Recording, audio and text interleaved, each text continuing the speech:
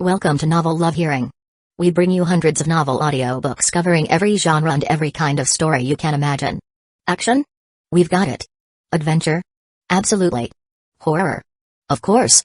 Whether it's the legendary Uchiha massacre or outrageous tales like stealing Naruto's and Sasuke's women, you'll find it here. From epic series like One Piece, Bleach, Fairy Tail, and Hunter x Hunter, to countless other adventures, our library has it all. Love novels but don't have time to read? No worries, just plug in your earbuds, sit back, and let the story take over. Good listening, and happy hearing. Submitted it, and got the approval signed, completing the entire Jonin promotion process smoothly. For Mahiru Uchiha, nothing could possibly feel better than this. They're throwing nothing but sugar-coated kunai at us. We just take the sugar and send the blades right back. Hyuga gave crucial instructions. And I'm going to wrap a few explosive tags around the kunai before sending them back too. Mahiru Uchiha grew even happier at the thought, declaring full acceptance of the strategy. And suggesting an even further escalation. That'll be absolutely perfect. Hyuga expressed great satisfaction. She didn't even need any training. He already shaped her completely in his image. The two continued wandering through Hidden Leaf Village until nightfall, when they reluctantly parted ways. After safely delivering Mahiru home and beginning his own journey back, as Hyuga crossed Hidden Leaf Village's commercial district, he suddenly sensed something and stopped in his tracks, gazing toward a dark corner nearby. "Come out," he coldly demanded. In that shadowy corner lurked a Chakra presence filled with a rotting corpse-like stench. One he hated most. Truly sharp insight you've got. You're definitely no ordinary person. Denzo, maintaining his usual expression, slowly stepped forward from the darkness accompanied by three subordinates, showing no sign of anger over being detected by Hyuga. So the underground flying squirrel dares once again come out to bask under the bright moonlight. Hyuga pulled out a sealing scroll containing a torch pole from inside his robe, his tone turning grim. "Don't you think this is desecration against Hidden Leaf Village, Honorable Denzo? The village belongs not exclusively to noble ninja clans. Hidden Leaf Village belongs to everyone living here." Denzo kept his calm tone, staring straight at Hyuga, whose face radiated killing intent. Since Lord Hashirama founded Hidden Leaf Village has never been the private property of any single family. So, are you saying that today, Master Denzo finally lost his mind and decided to chat about fairness and justice in Hidden Leaf Village over a cup of tea? Frankly, I've long become numb to grand narratives, Hyuga said with a tilted head. At the same time, he swiped the sealing scroll in his hand, releasing the heavy torch pole. A murderous intent began rising within his eyes. "I believe there may be some unnecessary misunderstandings between us." Denzo scratched his head uncomfortably with a kunai. He was already bracing for a fight. Although this time Denzo personally led a team to secretly lurk at the outer perimeter of the Hyuga clan's territory, wasn't originally targeting Hyuga. Now that their covert presence had been exposed, the original reconnaissance objective had lost its significance. "I still believe Hidden Leaf Village needs you more than anything." Hyuga, holding the torch pole and with bulging veins around his eyes, was ready to make his move.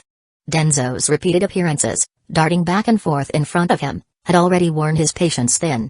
"I originally wanted to invite you as a guest to Root. What a shame." Denzo looked toward the back of Hyuga, frowned, then formed a single-handed seal and immediately body flickered away along with his subordinates. "Don't chase them." Hisashi Hyuga appeared from the direction of the clan's territory accompanied by 6 branch house ninja. He stopped the advancing Shu with a rather helpless call. "The clan leader wants to see you. Come with me."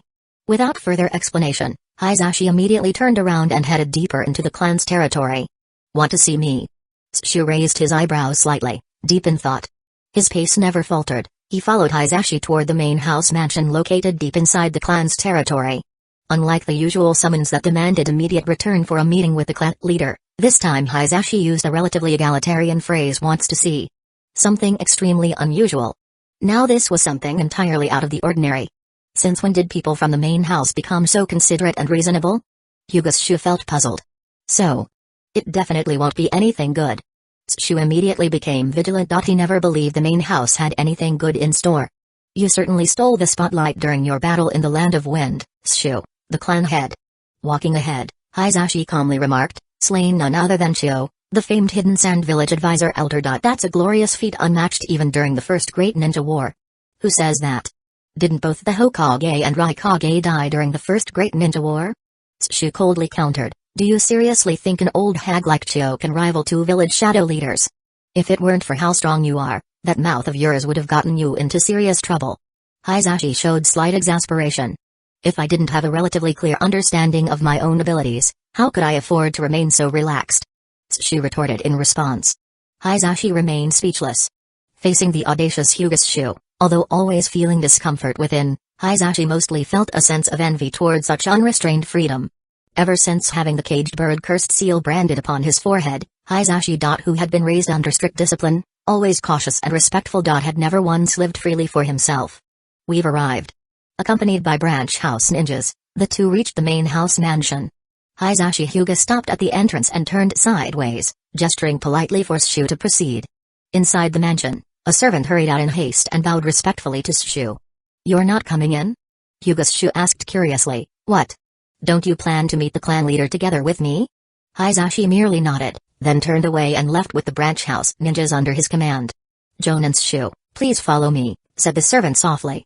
The clan leader and several other ninja clan leaders are already waiting in the reception hall. I see, Shu replied briefly, quickly following behind. The door creaked slightly as the attendant gently knocked several times and slid it open. Hyuga Shu removed his shoes and stepped inside, bowing slightly toward the Hyuga clan leader seated at the main position. Greetings, clan leader. No need for formalities. Please, sit down and have a meal with us. The Hyuga clan leader motioned for Shu to be seated, then continued chatting amicably with the other ninja clan leaders. Chapter 89, Breaking Up a Loving Couple. Don't worry, Denzo didn't come for you.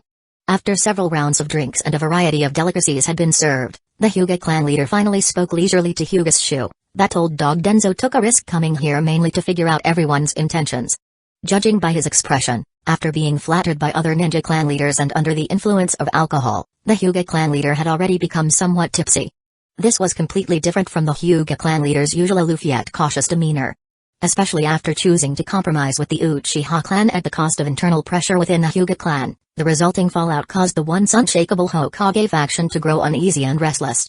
Meanwhile, those lower-ranking ninja clan leaders gathered around like they suddenly found a new patron, pledging unity behind the noble and powerful Hyuga clan to work hand in hand for a better Hidden Leaf village.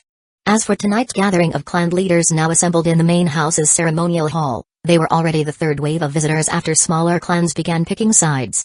Such adulation was something the Hyuga clan leader who had always pursued a low-profile strategy had never experienced in years, so feeling slightly intoxicated was quite normal. I understand, Hyuga Shu put down his chopsticks and responded seriously.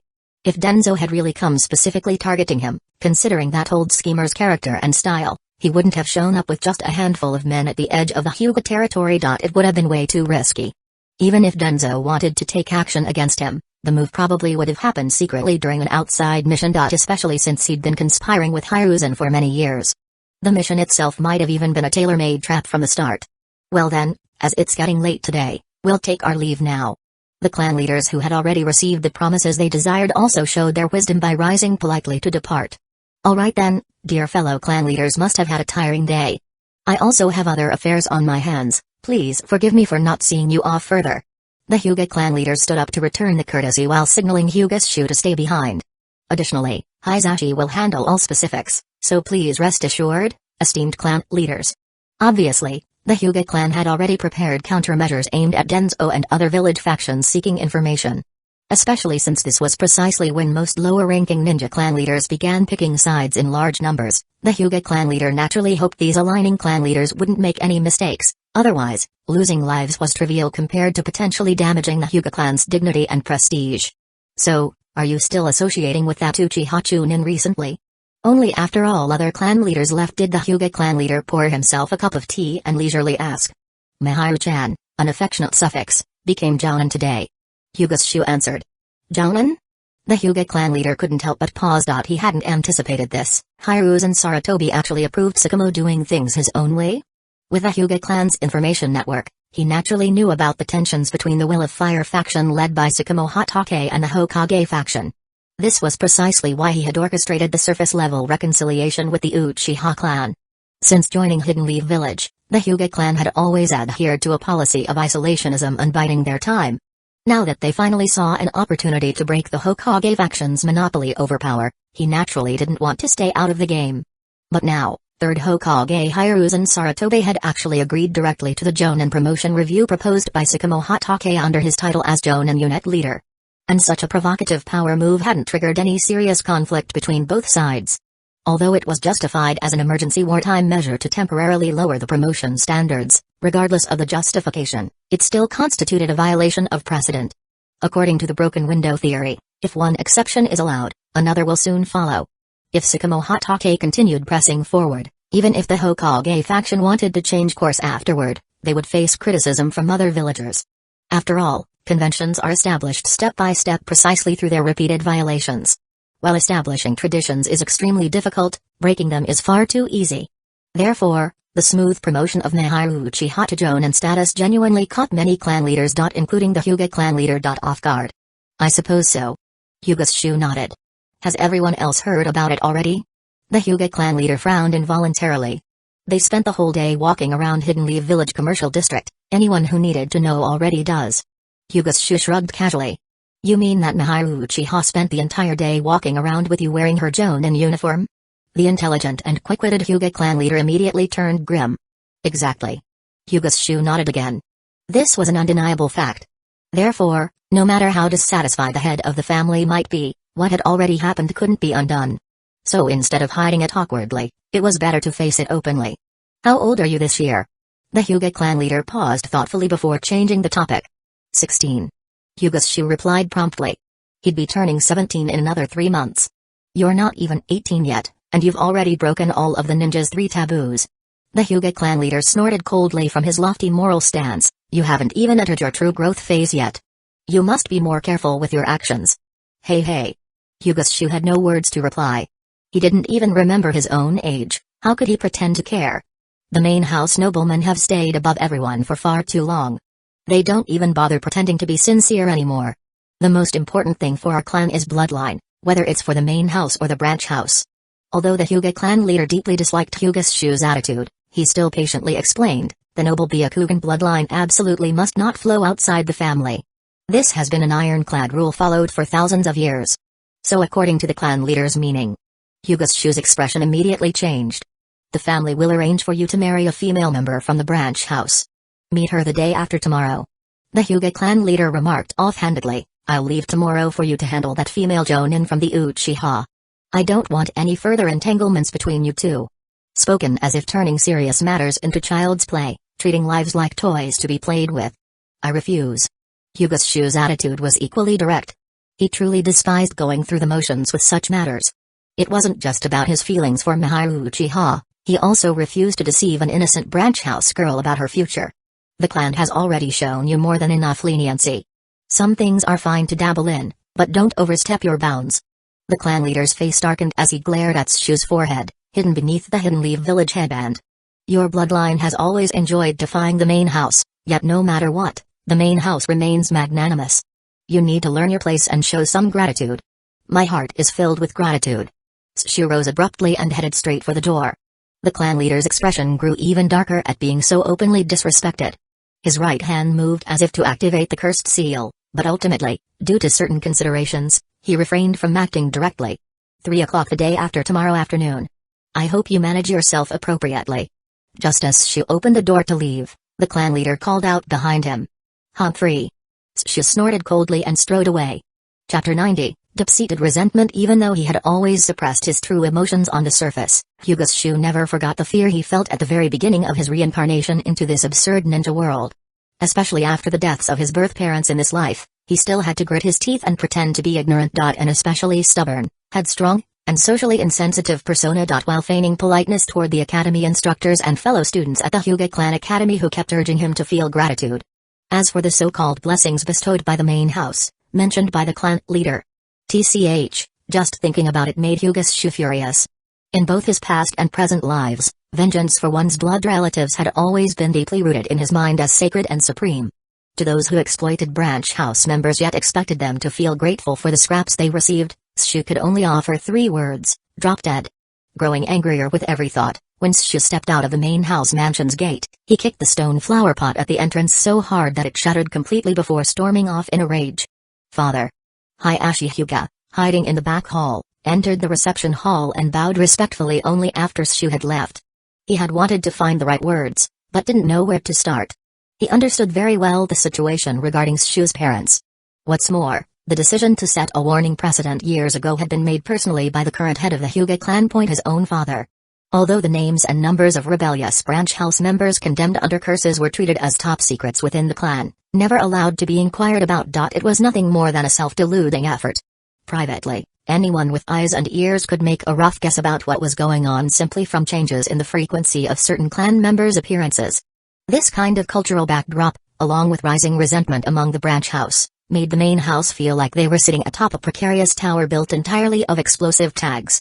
Furthermore, as dissatisfaction among branch house ninjas increased, the main house's distrust toward the branch house and particularly toward strong individuals within it also grew, naturally deepening the rift between the two factions.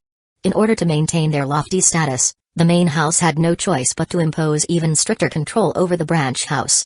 Moreover, fearing the emergence of someone capable of shattering the bonds of a caged bird seal and overturning the branch main system, the Hyuga main house deliberately restricted access to advanced gentle fist techniques. For instance, higher-level forms beyond the 64 palms were nearly unattainable for mid-rank shunin from the branch house. While such restrictions limited the growth of branch house ninjas, they also caused a gradual decline in the overall strength of the Hyuga clan. Thus, the Hyuga clan had now essentially become trapped in a deadly loop. Heresy. The Hyuga clan leader remained silent for a long time before finally uttering two words. "What do you mean by that?" Hayashi couldn't help but shudder inwardly. "Shu is precisely the heresy of our clan. A living explosive tag bound to detonate soon," the clan leader added solemnly. In that case, Hayashi Hyuga found himself facing a most difficult predicament.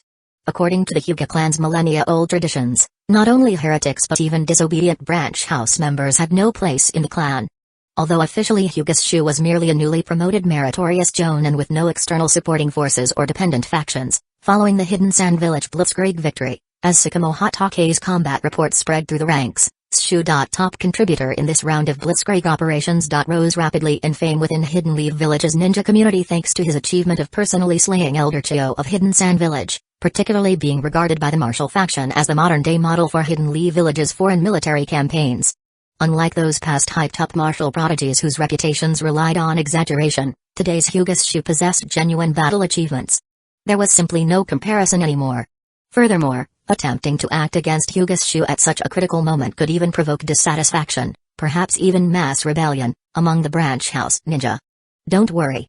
The Hyuga clan leader snorted coldly, rising to speak. "Now is precisely the time for our family to advance boldly forward. We certainly aren't so insecure as to be unable to tolerate the audacity of a single branch house jonin. Father speaks truly." Hayashi Hyuga bowed respectfully, sighing inwardly. His true stance was actually similar to the elders. He also preferred caution and passive observation, hoping to wait until the current political struggle within Hidden Leaf Village became clearer before taking action accordingly. That way, whether the Hokage faction maintained its dominance or the Sakamo faction surged to power, it would prevent unnecessary losses to the Hyuga clan. However, ultimate authority within the Hyuga clan still rested firmly in the hands of the clan head.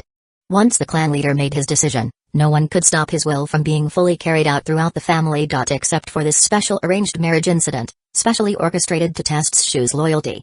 Moreover, Shu himself didn't think this so-called loyalty test held much significance. After all, Mahiru Uchiha was already among the village's esteemed jonin assembly, and being about the same age as Shu, she made an exceptionally excellent marriage prospect. It was simply not worth the trouble to quarrel with one of the clan's rising stars over such an absurd test. Additionally, while Hayashi had yet to become the next clan leader, he understood a simple truth very well. Human nature could rarely withstand temptation and pressure.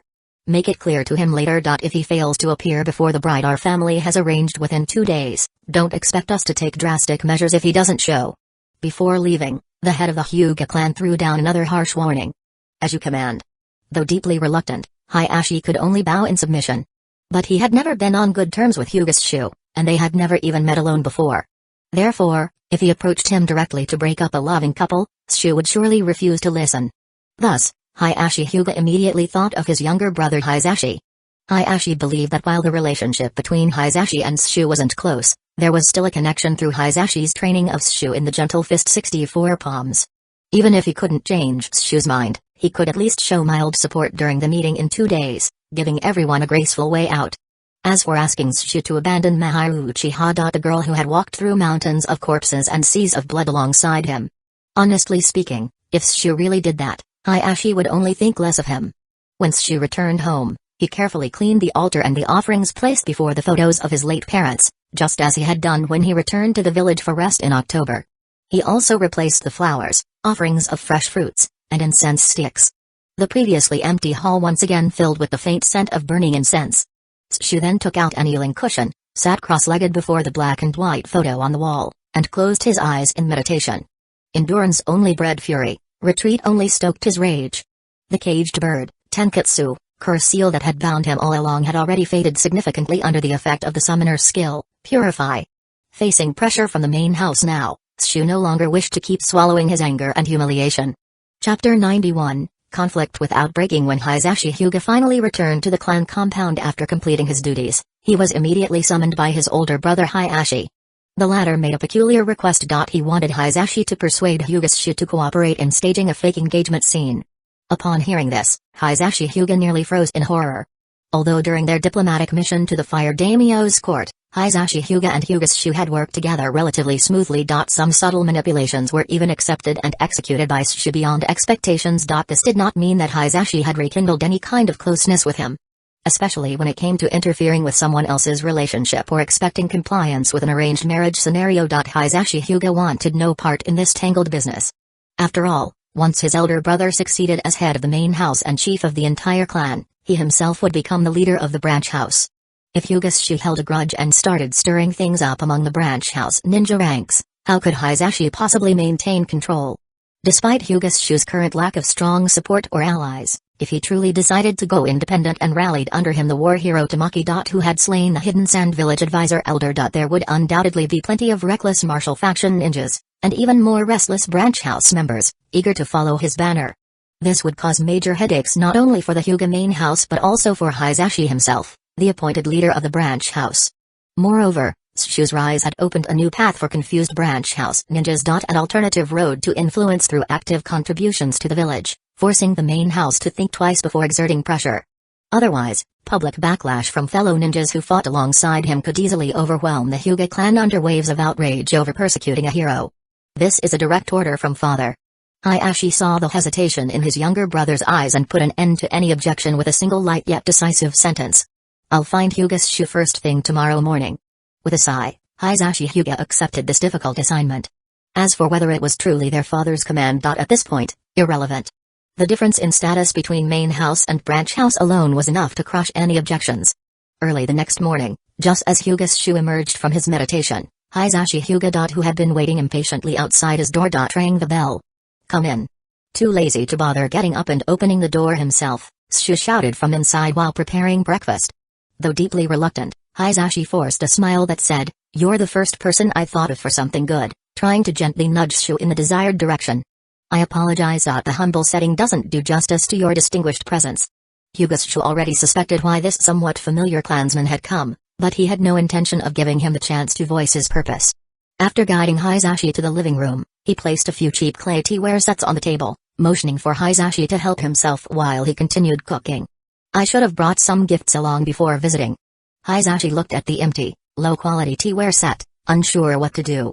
Even if he was skilled at self-deception, there was no way he'd go as far as using a pot of boiling water to pretend he was brewing tea. There's the high mountain cloud mist tea gifted by the clan head inside the cabinet in the reception hall. Go get it yourself. Hyuga said this just as clanging and clattering from pots and pans filled the kitchen. All right. Hisashi Hyuga rose slowly and made his way to the reception hall Shu had mentioned. The room where Shu displayed portraits of his deceased parents and arranged offerings for worship. Hisashi stared at the black and white photos on the wall, then turned to the clearly worn cushion resting before the altar table. He found himself lost in thought. From the indentation left on the cushion, someone must have sat cross-legged on it frequently to create such a noticeable mark. And yet this cushion happened to be placed in such an intriguing spot. What did that imply? Remaining true to one's roots? Remembering the blood feuds? Moreover, could this very scene have been deliberately set up by Hyuga simply to let him witness it? As a way to express his intentions? Regardless, as the officially designated leader of the branch house, Hisashi Hyuga still wished to bridge and ease the tensions between the branch members and the main house. Did you find it? A shout came from the direction of the kitchen. I see the cabinet. Not wanting to dwell too long or ponder further, Hisashi immediately pulled out the tea leaves from the cabinet at the side of the hall and returned to the living room. Yet burdened by his thoughts, even the precious high mountain cloud mist tea tasted bland in his mouth. Perhaps even bitter. Taste my cooking. Rolling up his sleeves and looking like a real homemaker, Shu exited the kitchen carrying 2 servings of breakfast. He placed them on a table, sat down, and pushed one plate toward Hisashi. Soy milk, sandwiches, and bacon with fried eggs. Hisashi glanced at the generous serving size with mild surprise. Except for the freshly ground and boiled soy milk, everything else was seized during the Hidden Sand Village blitzkrieg. I brought it back stored in sealing scrolls. Shu took a sip of his soy milk before adding, I cooked based on Mahiru-chan's taste preferences though. I hope you like it. Mahiru-chan. Hisashi picked up his soy milk to take a sip as well, using the cup to hide his shifting expression. Meanwhile, accustomed to the principle of silence while eating, Shu ignored the heavy-hearted Hisashi and focused instead on enjoying the rare meal he had cooked with his own hands. You know why I came here, right? Hisashi didn't lag behind in speed while eating. Barely finishing his flavorless breakfast before quickly steering the conversation forward. He was afraid even a second's hesitation would rob him of the chance to speak at all. I know. But as long as you're not repeating word for word what the clan head said, I won't throw you out. Shu's reply was equally direct, swiftly shutting down any possible angle Hisashi might use. Oh. Wow. Hisashi felt slightly helpless. The real problem was he had no idea what his father had actually said to Hyuga face to face. Though Hyuga had done some background checks after Hisashi assigned him this communication task, due to limited manpower and time constraints, he only discovered that his father had a conflict with Hyuga. And even witnessed the latter venting his frustration upon leaving the main house mansion. But that still didn't prepare Hisashi for just how explosive certain words could be. Really, you won't even pretend to submit to the clan head's wishes? With no choice, Hisashi gave up on elaborate phrasing and decided to just come out and ask. Haku and I have spent nearly every moment together for almost 3 years now. Whether it's our bond or how well we understand each other, there's absolutely no way I could ever give her up. Shu casually grabbed a napkin to wipe his mouth and replied with equal sincerity, if I can't be myself even now, I may as well stay back at the compound and breed like a stud pig. You shouldn't say it like that. Hisashi immediately responded. But then he caught a key phrase in Shu's statement. You said understand each other completely. You mean? Exactly what you're thinking. We've done it all, both what we should and definitely shouldn't have. Shu remained completely honest. This. Hisashi was left speechless. Although ninja. Especially aristocrats. Didn't particularly value chastity, they certainly wouldn't treat it as worthless either. This was especially true with the notoriously unstable Uchiha clan. Once they learned their female relative's partner was someone who would abandon her after intimacy, those 2 prestigious clans would likely never find peace again. For the future of our clan, I'm willing to personally broker a political marriage between the Hyuga clan and the Uchiha clan. Shu got up to clear the dishes while continuing to ramble. Of course, I don't expect the noble lord of the main house to comprehend such lofty and selfless sacrifice. But if they had interfered less, the Hyuga clan wouldn't have fallen into its current state. The clan head truly has your best interests at heart. Hisashi's defense sounded weak. You can say that line for other branch house jonin. They might actually believe it. Shu tore through the fragile veil everyone had silently maintained all along. Whatever the main house supports probably isn't good for us. But whatever they oppose? That's exactly what benefits the branch house. Chapter 92, Path Selection. Once the illusionist's paper screen was pierced, what lay behind it was a cold truth. And this was also something Hisashi Hyuga could not refute. The complete distrust toward the main house revealed by Shu Hyuga's words had deep and long-standing roots. Something impossible to explain fully in a short time. Moreover, Shu Hyuga gave him no chance to explain either. You've had your tea and breakfast. It's time you left. Shu Hyuga issued an eviction notice directly. It's getting late. You should return and get back to your training. So you won't even bother showing up tomorrow and just go through the motions? Hisashi Hyuga still tried desperately to persuade, even if it's just a superficial show, it's better than openly defying the clan head's authority. Absolute loyalty means anything less is total disloyalty. Shu Hyuga declared solemnly, indeed, I am a man of absolute loyalty. But for over 1,000 years there have been no happy outcomes from marriages between our 2 bloodline clans. Hisashi Hyuga continued to reason, whether between the Hyuga and Uchiha, or the Uchiha and Senju, even with our former Kaguya clan, we've avoided intermarriage for reasons you simply cannot ignore. I know you're referring to bloodline disorders, right? Shu Hyuga sighed slightly. After all these years of development in the ninja world, how come people are still stuck within the musty pages of history? The progress of the ninja world spirals upward. Even if you don't have faith in the abilities of people today, You should still trust in the wisdom of future generations. With that, Shu gestured politely toward the door as a sign of dismissal. Fine then, Hisashi Hyuga sighed helplessly. Since you don't really care for tea anyway, would you mind giving me that bag of leaves? He then took the precious high mountain cloud mist tea gifted by the Hyuga clan leader and prepared to leave. Shu didn't mind at all. Although he wasn't against tea drinking per se, he certainly cared about its source, plus, he never felt worthy of receiving the clan leader's generosity, otherwise he wouldn't have left the tea untouched in the cabinet of the reception hall until now. Handing it over to Hisashi Hyuga was essentially returning it to where it belonged. Take care of yourself. As he reached the doorway, Hisashi turned back one last time, looking at Shu who remained standing with a courteous gesture. Slightly dejected, he let out a sigh and walked out the door. Shu glanced at the wall clock and casually changed into his Jonin vest, collected his ninja tool pouch, and headed out alone toward the Uchiha compound. Meanwhile, the branch house ninja who had always been attuned to rumors and quietly followed the situation quietly turned away once they saw Hisashi leave Shu's house. Though most branch house members lacked the courage to confront the powerful main house directly, they still secretly hoped that someone might stand up on their behalf. Raising a banner for their long subjugated kinfolk, whether or not they would personally step forward to voice support alongside the rebels remained uncertain. But one could clearly sense the will of the people through this subtle shift in attention. The death of the Hidden Sand Village advisor elder and the destruction of the border forces was more than just a military defeat.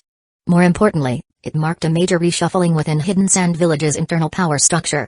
Although waging war represented the collective will of all Hidden Sand Village ninja, the objectives and command authority behind the war had always been fiercely contested by the village's top leaders. Moreover, Elder Chio's death dealt a heavy blow to her faction. The influential advisor elders who had long held strong influence within Hidden Sand Village. Although under the third Kazekage's firm control, consensus had been reached within Hidden Sand Village to continue the war effort, one major issue remained unresolved. Whether to shift their focus from Hidden Leaf Village to their longtime rival, Hidden Stones Village, which was considered an easier target. It was this exact deadlock over strategy that kept Hidden Sand Village's top brass from making a decision. Leaving the next phase of the war hanging. However, to the outside world, this leadership stalemate appeared as incompetence and inaction. Therefore, after consulting with the Jonin unit, the Kazekage had no choice but to reconvene the high-level decision-making council. Continuing the war against Hidden Leaf Village is yielding no real benefits. We must stop now. At the meeting, the northern faction's elder. The faction advocating war against Hidden Stones Village. Spoke first, pointing out a very practical issue. As long as we can't neutralize Sakamo Hatake, we won't have a real advantage on the eastern battlefield. Even if we temporarily achieve localized victories, we won't be able to solidify and expand those gains. From a village benefit perspective, it would be far better to launch a northern campaign into Bird Country, using it as a stepping stone to penetrate Earth Country and plunder its mineral resources. The White Fang is human, not a god. Yet the Eastern Campaign faction. Who advocated continuing the war against Hidden Leaf Village. Countered with equally reasonable arguments: humans eat, drink, and rest like anyone else. Sooner or later, he'll make a mistake. Surely if we deploy all our elite assassins, we can take him down. And at what cost do you imagine doing so? The northern faction immediately responded with rebuttal: even if we destroy Hidden Leaf Village's western front line, even if we seize the barren land of rivers. Which is poorer than our own. It would be pointless if our Jonin elites suffer heavy casualties. Would we still have enough strength left to push further east into the Land of Fire afterward? If we hesitate merely because of one White Fang, then there truly won't be a place for Hidden Sand Village in the ninja world anymore. The Eastern Campaign elders rose together, passionately condemning their opponents from the moral high ground. No revenge for our defeat means no peace for Hidden Sand Village. Not even one day. Elder Chio is a founding figure of our village. Seeking vengeance for her is only natural and justified. An elder from the northern faction slammed his staff onto the ground and bellowed, but we simply cannot afford to fight more unprofitable wars. Our village's funds can no longer support another potentially prolonged conflict.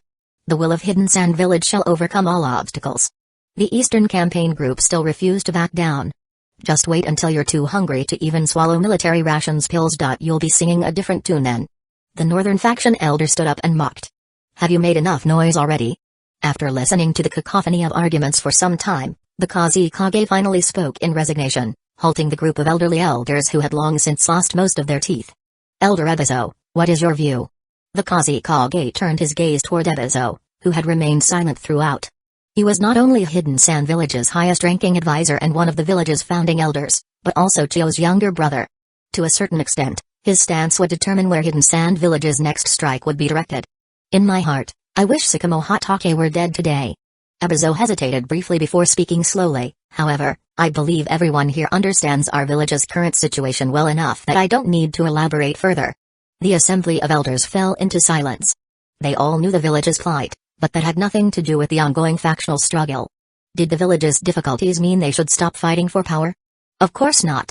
Besides, weren't they all competing for authority just to build a better hidden sand village? That seemed perfectly reasonable. Yet Ebizo's words finally shattered the deadlock between the Eastern Campaign faction and the Northern faction. So, according to Elder Ebizo. The Kazekage nodded slightly. Although he already had a general idea, he still continued asking out of courtesy. Launch a northern offensive against Hidden Stone's village. Ebizo made a difficult yet personally justified decision. I see, the Kazekage replied, then rose to his feet. No matter their ages, all the elders stood as well, showing solemn respect. What we have lost to Hidden Leaf village, we will take back from Hidden Stone's village. The Kazekage issued his war declaration directly. All ninja in this village must unite with one heart and one purpose: to destroy our enemies. We shall not return until Hidden Stone's village has been brought to ruin. Victory. For Hidden Sand Village. Whatever their personal views, once the Kazekage had spoken, the elders of Hidden Sand Village chose unity and threw their full support behind him. Chapter 93, Winds began to rise to Hyuga's surprise. In the days that followed, the Hyuga clan leader completely ignored his harsh words as if they were nothing but passing wind. Not only was there no sign of the expected caged bird punishment, but even Hizashi stopped trying to persuade or recruit him. After spending mornings out and late nights staying close by Miharu Uchiha's side, Shu finally enjoyed a rare period of peace. As for the main house's demands regarding unarranged marriage, Shu chose to act as though nothing had happened, hoping to prevent Miharu-chan from falling into darkness again. He never brought it up around her. And so, both quietly savored this rare 10-day respite together. Until the final day of Hidden Leaf Village Year 38, when Shu received a mission summons from the Hokage Tower. Starting tomorrow, I'll need to prepare for the Chunin exams. After receiving the mission scroll and instructions delivered by Anbu, Shu immediately went in search of Miharu Uchiha to explain his schedule ahead. For the next 7 days, I'll be joining the invigilation team as a Jonin supervisor, so I probably won't have time to continue our sparring sessions with you. Having said that, Shu leaned down and kissed Miharu's forehead as she pouted slightly, instantly melting away all her displeasure. Well then, I guess that's okay. Though slightly disappointed about not being able to ring in the new year together, Miharu happily accepted reality thanks to her lover's kiss. Let me know whenever you're free. Of course, Shu replied. He kissed her forehead once more, his gentle tone nearly melting Miharu's heart away. Oh right, I've custom made a Maiko Shrine Maiden outfit, Miharu whispered softly. Rising on tiptoe, she gently kissed Shu's forehead protector and whispered seductively into his ear, if you want to. If not for the fact that they were still at the training ground, Shu, who was already worked up by her teasing, would have swept her into his arms then and there. Hidden Leaf Village Year 39, January 1st. The start of a brand new year. But for ninjas, it was just another day of being treated like expendable tools. Following the instructions written on the mission scroll, Shu arrived 2 hours earlier than required at the Hokage Tower, completed basic identification procedures, and smoothly entered the second-floor meeting room where the Chunin examiners had gathered. There were already over a dozen ninjas seated and waiting inside.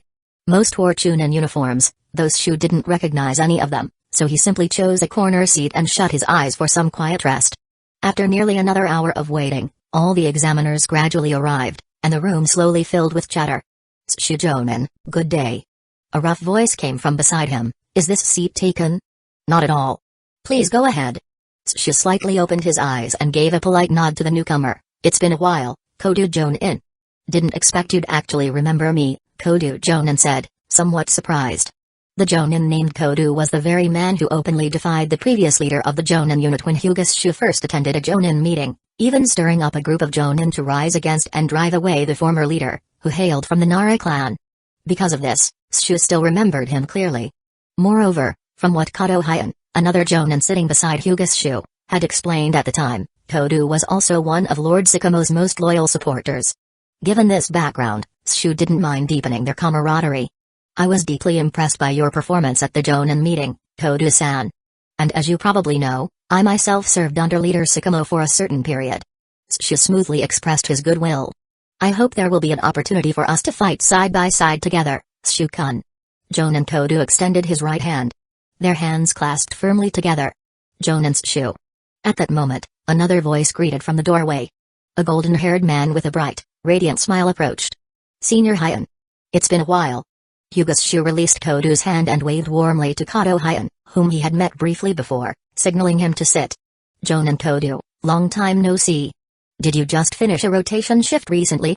Clearly, Kato Hyun also knew Jonan Kodu well, and judging from how familiar they sounded, their relationship seemed quite good. There hasn't been any unusual activity from Hidden Cloud's village lately, so I figured it was time to return to the village. Jonan Kodu shrugged slightly, speaking rather proudly, but barely a few peaceful days had passed before Lord Sycamore officially assigned me to represent the Jonan unit in assisting the Chunin exams. No wonder you're known as Senior Kodu, the most trusted by leader Sycamore. Kato Hyun flattered him appropriately while showing a hint of envy on his face. Right then, Yamanaka Toshimiki and Mitsuki also walked into the room. After checking in briefly, they scanned the conference hall, spotted where Shu sat, and immediately walked over respectfully to bow deeply. Captain Shu, greetings.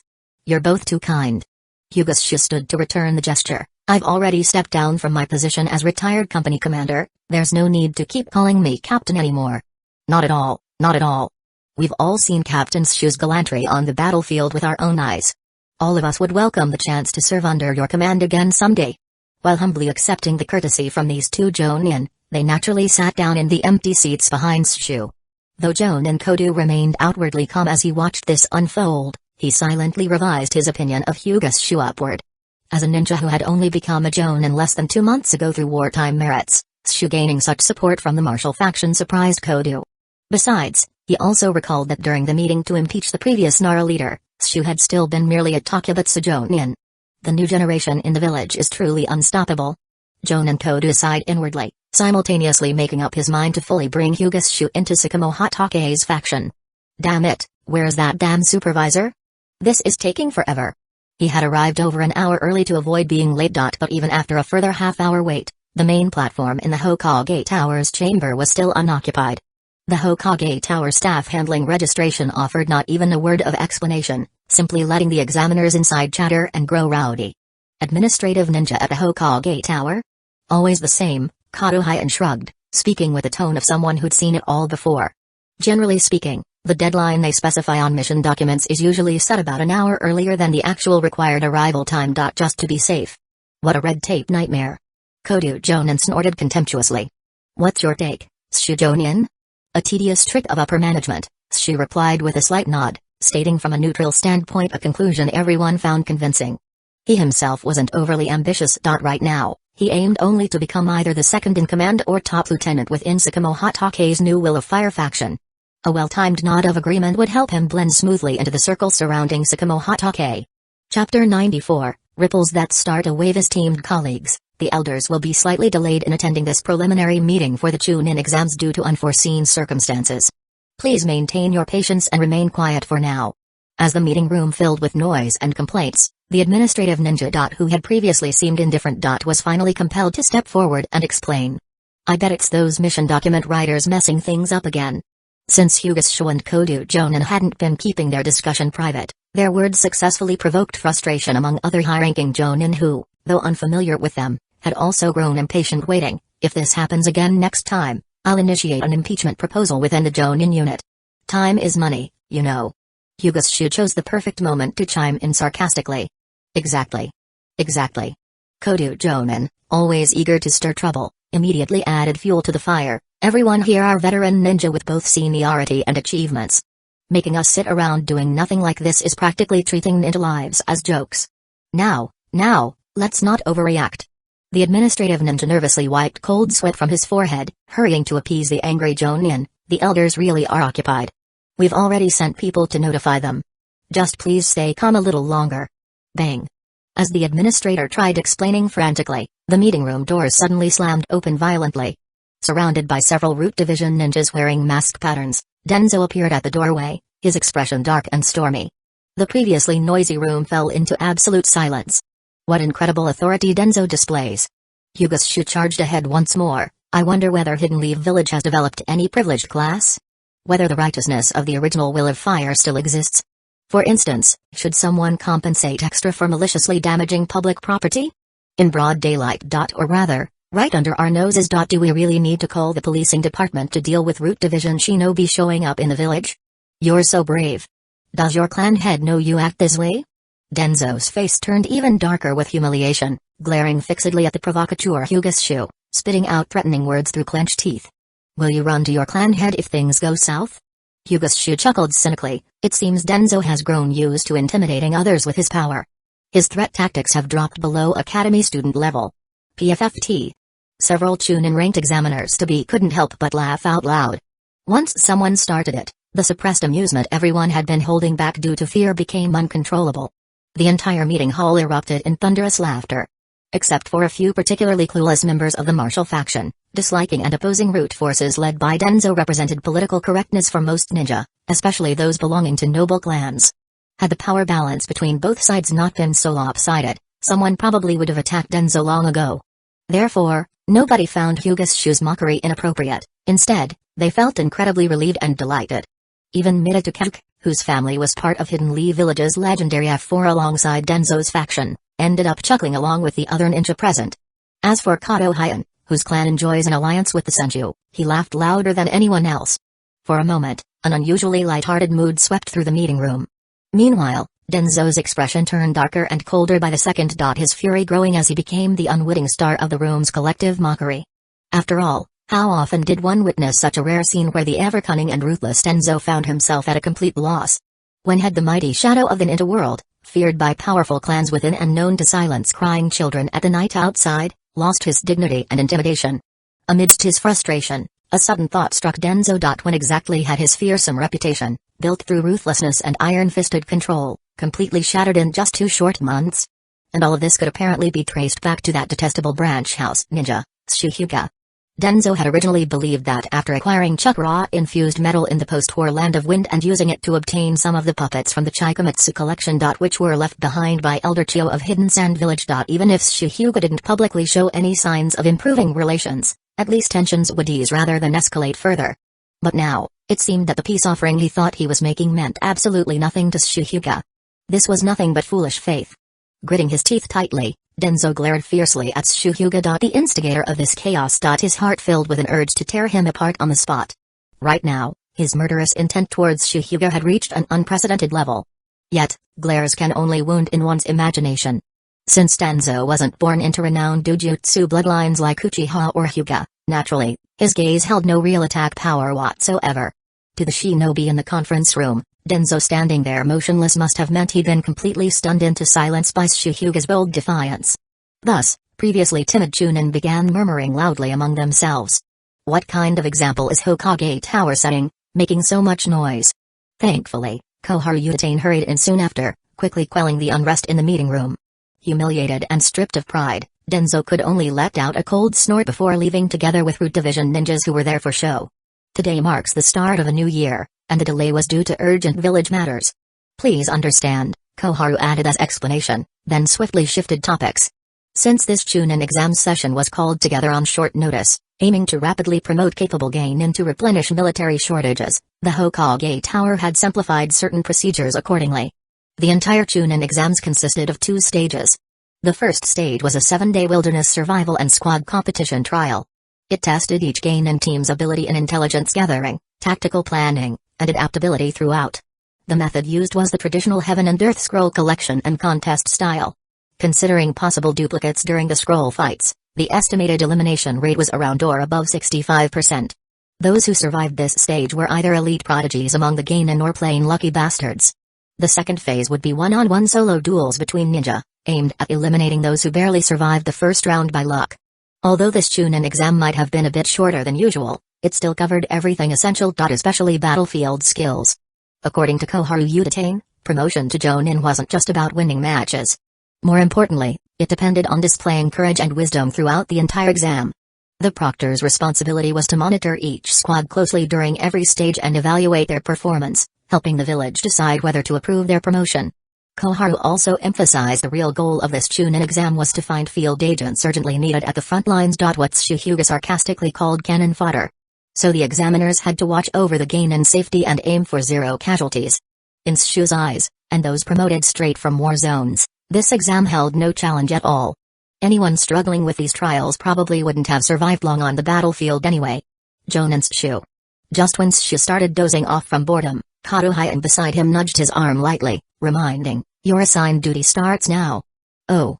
Shu immediately came to his senses, leaning in closely to listen. Shu Jonin is appointed as proctor over 12 Chunin, responsible for pre-exam preparations and environmental clearance at examination area number 44. Coincidentally, Koharu Yutain had reached this exact section. Training ground number 44. Shu raised his eyebrows slightly. The Forest of Death. Hyun explained. Great place. Certainly is a great place, Shu agreed, recalling his past escapades with Miharu-chan deep inside the Forest of Death. Chapter 95, Jungle Law. Hyuga Shu had no objection to this mission. In fact, 12 Chunin were assigned to assist him, so essentially he only needed to issue orders and let the Chunin handle the actual work. For a Hyuga ninja with the Byakugan, eliminating potential threats was an extremely simple task. After all, even advanced traps set by ninja couldn't hide from the Byakugan, let alone dangerous animals lacking intelligence. However, according to Koharu Yutain's statement at the meeting, even those ninja responsible for pre-exam preparation still had other supervisory or temporary security duties to perform after completing their tasks. Therefore, nobody could simply return home for a nap once the danger elimination in the Forest of Death was done. Furthermore, during the Chunin exams, all exam monitoring ninjas had to avoid contact with outsiders. Even Hyuga Shu was arranged to temporarily reside together with others in the Jonin unit dormitory. Considering the mission reward was quite decent, Shu accepted these requirements. Nevertheless, right after the meeting, he casually called over an administrative ninja to help Might Dewey fill out an application form and wrote a brief letter informing Miharu Uchiha about his upcoming schedule, then ordered that ninja to deliver both the notification of the Chunin exam registration and the personal letter. Although individual participation in the Chunin exam violated the principle requiring geinin to register as a team, and sending letters outward breached the confidentiality regulations before the exam, those administrative ninja had witnessed Shu confronting Denzo publicly. Thus, they dared not raise any objections and reluctantly accepted this difficult assignment. Without any payment. After all, nobody knew what kind of mess this hard-headed martial legend might stir up if denied. Besides, work was work, and requests were requests. It wasn't worth offending an established Jonin over. For Shu, who had been promoted to Jonin purely through battlefield achievements, the Chunin exam itself wasn't particularly significant, especially considering its emphasis on formalities rather than practicality. However, he also needed to take into account Might Dewey's emotional state. Ever since returning from leave after the Western Front deployment, most of his time had been spent closely hanging around with Miharu Uchiha, so he hadn't intensively trained Might Dewey much since returning, mostly because he didn't want his own habits interfering with Dewey's 8-gates training regimen. Still, he kept up weekly guidance sessions. Even though they often turned into brutal one-sided beatdowns for Dewey. But surviving enough of those eventually taught you how to strike back. Shu genuinely hoped that Might Dewey would achieve something notable in this year's Chunin exam. An exam unusually devoid of written tests altogether. Furthermore, this particular Chunin exam was strictly internal to Hidden Leaf Village, unlike the usual multi-village competitions with broader influence.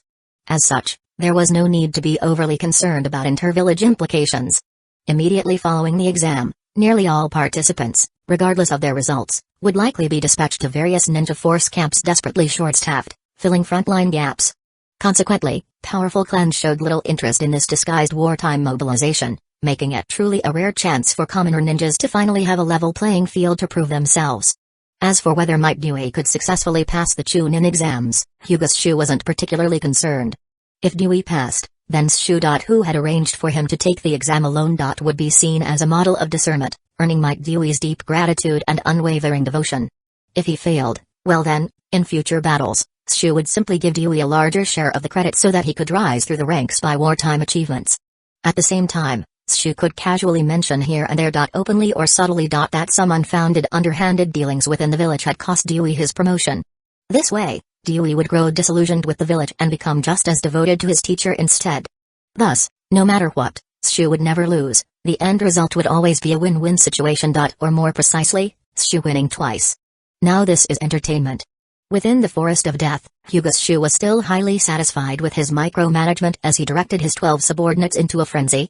Hidden Leaf Village's training ground number 44, known as the Forest of Death, was packed with ferocious beasts, venomous insects, and all kinds of deadly natural miasmas. Dangers even Chunin-level ninja had to watch out for. Therefore, before the exam officially began, all significant hazards needed to be eliminated. Otherwise, those newly graduated Ninja Academy students lacking essential knowledge might suffer casualties exceeding half their numbers right within the Forest of Death. Once public opinion flared up, not even the Hokage would escape blame. Shujonen, the toxic gas in Sector 6 has been cleared. Two exhausted Chunin hopped between the trees and arrived before Hyuga, kneeling on one knee to report. Excellent. The work is progressing smoothly.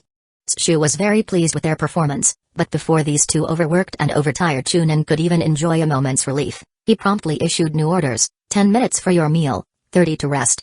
Then Sector 9 and 10 are next for you two. We understand. Though weary, the two ambitious Chunin accepted the order and immediately unsealed rice balls prepared in advance from their sealing scrolls. Soon after, the other 10 Chunin who had completed their own clearance tasks returned, reporting to Shu and receiving new assignments. Shujonen, would you mind telling us about the Land of Rain? Seizing a brief moment to catch his breath, an eager Chunin asked. You're a hero of both the battlefield in the Land of Rain and the Swift Strike campaign in the Land of Rivers, so surely you must. Do you see those two monkeys over there? Shu interrupted directly, pointing toward two distant monkeys fighting over food. Monkeys? The group of Chunin immediately followed his gaze. Two monkeys whose fur looked nearly identical were fiercely battling over scattered unripe fruits on the ground. Their loud, fierce screeches echoed as they fought to kill each other and claim all the fruits. The thing is, even though the forest was dangerous, animals living in the wild here never struggled to find food. Even though it was the depth of winter, the warmth radiating from the scattered natural hot springs had preserved the low-lying bailey bushes in the forest. This allowed animals without hibernation habits to find food and survive within these warm zones. Why are they fighting? Aren't there still plenty of bailey bushes? A somewhat youthful-looking Chunin asked with confusion. Instead of fighting, why not just gather baileys from another bush? Besides, during their fight they trampled on baileys already fallen on the ground. Honestly. After all, they're just mindless monkeys. What do they know? The Chunin began chatting idly. To them, it was just another boring fight between wild animals. But one pineapple-haired Nara kept watching the monkeys brawl for quite some time, his expression growing increasingly pensive. Nara? What's wrong? His companion thought it was strange and gave him a gentle nudge. Aren't you going to eat?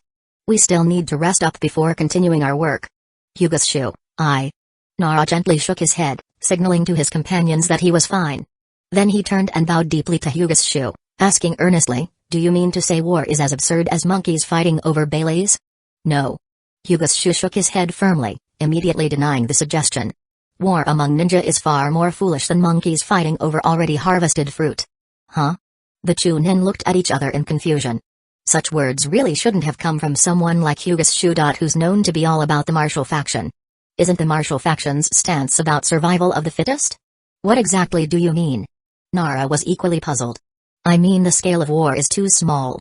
It cannot completely eliminate all the monkeys at once, creating eternal peace for generations of ninja world.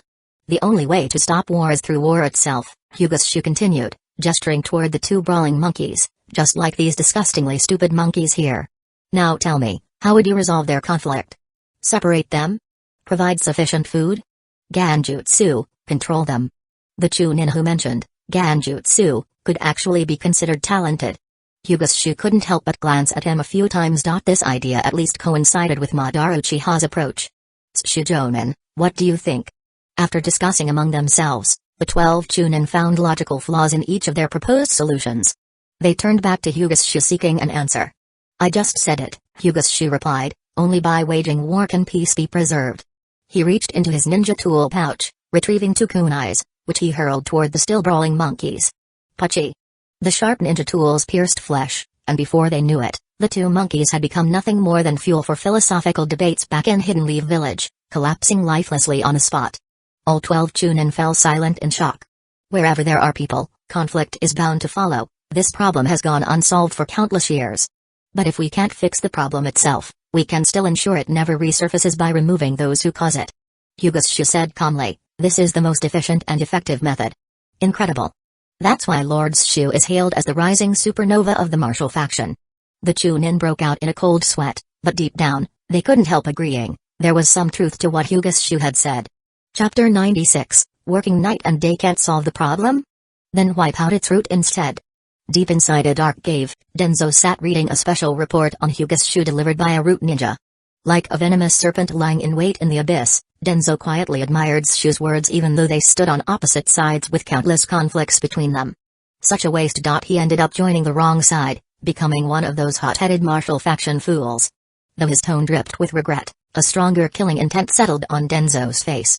As one of many ideological factions within Hidden Leaf Village, the martial faction was known for its combativeness and strong sense of struggle. Traits Denzo always considered his exclusive domain. After all, during Root's early days, many of its members came from the martial faction, especially those who were dissatisfied with the village's internal and external policies. What made this faction unique, however, was that despite being a small group, it lacked any clear representative figurehead. That was precisely why Denzo could manipulate them so skillfully, using them as expendable tools whenever necessary. The reason behind this unusual situation was simple: most of the martial faction supporters were young, frustrated shinobi who saw themselves as misunderstood geniuses. These hot-headed kids thought they knew better than everyone else when it came to how the village and the whole ninja world should be run. But such youthful arrogance and wild ideas usually faded once they achieved fame and success. Or after being hit with brutal reality checks. This wasn't surprising at all, considering that ninja are still human, and people's understanding naturally spirals upward as they learn more about the world. In addition, these relatively radical martial artists never gained favor among top leaders like the Hokage, who generally saw them as nothing more than. Of course, whether the martial faction survived or died didn't really concern Denzo. His real concerns lay in maintaining a steady supply of private troops and ensuring reliable sources of intelligence when public appearances weren't feasible. Therefore, no matter what happened, Denzo couldn't allow Shu's reputation and influence to grow any further. He had to turn the current passive situation around. And he needed to settle everything before Sakamo Hatake returned to Hidden Leaf Village. The Chunin exams offered the perfect timing for action since outside communication would be significantly limited during that period. Still, after suffering repeated defeats at the hands of Shu, Denzo had grown far more cautious than he used to be. He now constantly assigned operatives to gather information on Shu's movements and combat intelligence for thorough analysis, striving for one decisive blow to avoid complications caused by unnecessary delays.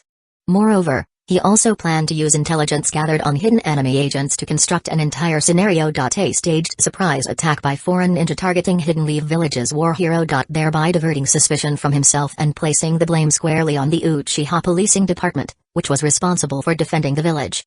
After all, the Hyuga clan had become far too arrogant lately. Ever since the reconstruction of the Eastern Coastal Defense Garrison in the Land of Fire, command over this overseas ninja force remained firmly in the hands of the Hyuga clan. This authority had become an essential tool for the clan to attract mid- and lower-tier members from other clans within Hidden Leaf Village. If things had been just that simple, it wouldn't have been so bad. In a crisis, passing authority around temporarily wasn't out of the question. Denzo craved power, but he was ruthless, not foolish. He at least knew how to tell what was urgent and what was important, understanding well that revenge could wait until after the dust settled. But what both he and his older allies in the Hokage Tower found totally unacceptable was the fact that the Hyuga clan and the Uchiha clan had already begun showing signs of reconciliation. Officially, their relationship hadn't gone beyond a scandalous affair between Hyuga's Shu and Miru Uchiha, plus occasional joint patrols on Hidden Leaf Village as high walls by members from both clans. There weren't any direct interactions beyond that. Yet even this seemingly routine cooperation was enough to make the Hokage faction, already overwhelmed by the sudden rise of Sakamo Hatake, extremely uneasy. And human nature tends toward self-interpretation and even self-deception. Shinobi were no exception. Although there was currently no evidence pointing to deeper contact between the Hyuga and Uchiha clans, the real question remained, was that really all? Who would willingly place their hopes for victory on the assumption that their enemies were fools? Even if the two prestigious Jujutsu clans had only just started showing hints of unity, the Hokage faction still regarded them with immense caution. The Hyuga, known for their superior reconnaissance skills and presumed awareness of most village secrets, and the Uchiha, who controlled the Anbu through the policing department. If these two Jujutsu clans actually formed an alliance, the once dominant Hokage faction would quickly find itself at a serious disadvantage. Adding even more concern from the Hokage perspective was the Hyuga clan's recent frequent attempts to contact and win over smaller declining ninja families. Though these lesser clans weren't strong, each could at least field one special Jonin and several Chunin. And like ants bringing down an elephant, there was strength in numbers. Moreover, no leader wanted to see nearly a third of the village's Jonin lined up. Even potentially against them. Still, the Hokage faction couldn't rashly move against either the Hyuga or Uchiha clans. After all, outwardly, everything they were doing was perfectly normal official business. Internal unity within Hidden Leaf Village was also fully in line with the will of fire. From a formal standpoint, there wasn't a single flaw to be found. Yet provoking them might stir the hornet's nest and trigger a defensive response. If actual conflict did break out, then Sakamo Hatake's faction would end up winning by simply sitting back and doing nothing. Thus, although this situation required urgency, The top priority was precisely to avoid rushing headlong into action. Through effective, sustainable methods of resource exploitation combined with extreme labor efficiency, the originally scheduled 7-day mission to eliminate dangerous elements in the Forest of Death was completed in just 3 days under Hyuga's shoe's urging. And not a single corner was cut during the process. With the hard work of 12 chunin and guided by Hyuga's shoe's foresight and leadership, safety conditions inside the forest now met even the lowered standards of the actual chunin exam. Even the pickiest administrative ninja couldn't find fault with the results, so they greenlit the mission without hesitation.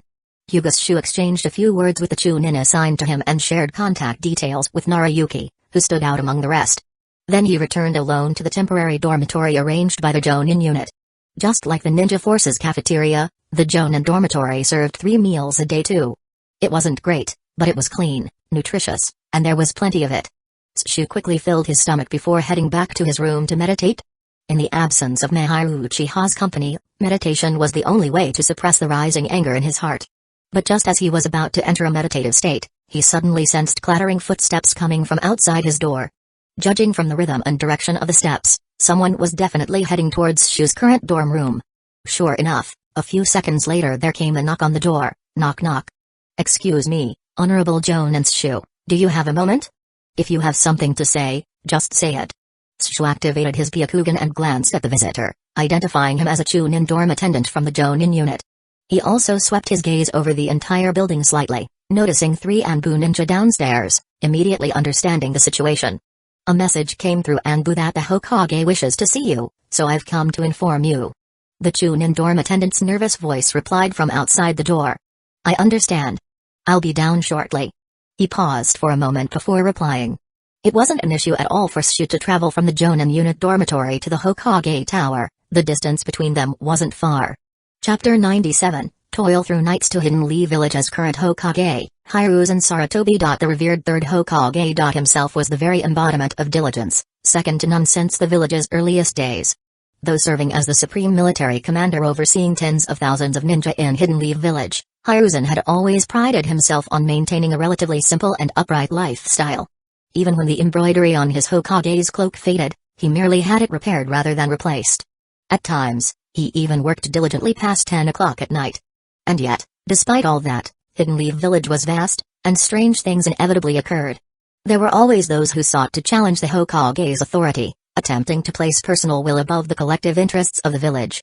This was something Hiruzen could never truly understand. Wasn't it better for them to live peacefully under the system he had designed, enjoying peaceful and worry-free lives as respected Hidden Lee Village shinobi? Why provoke the ordained will of fire or engage in secret conspiracies?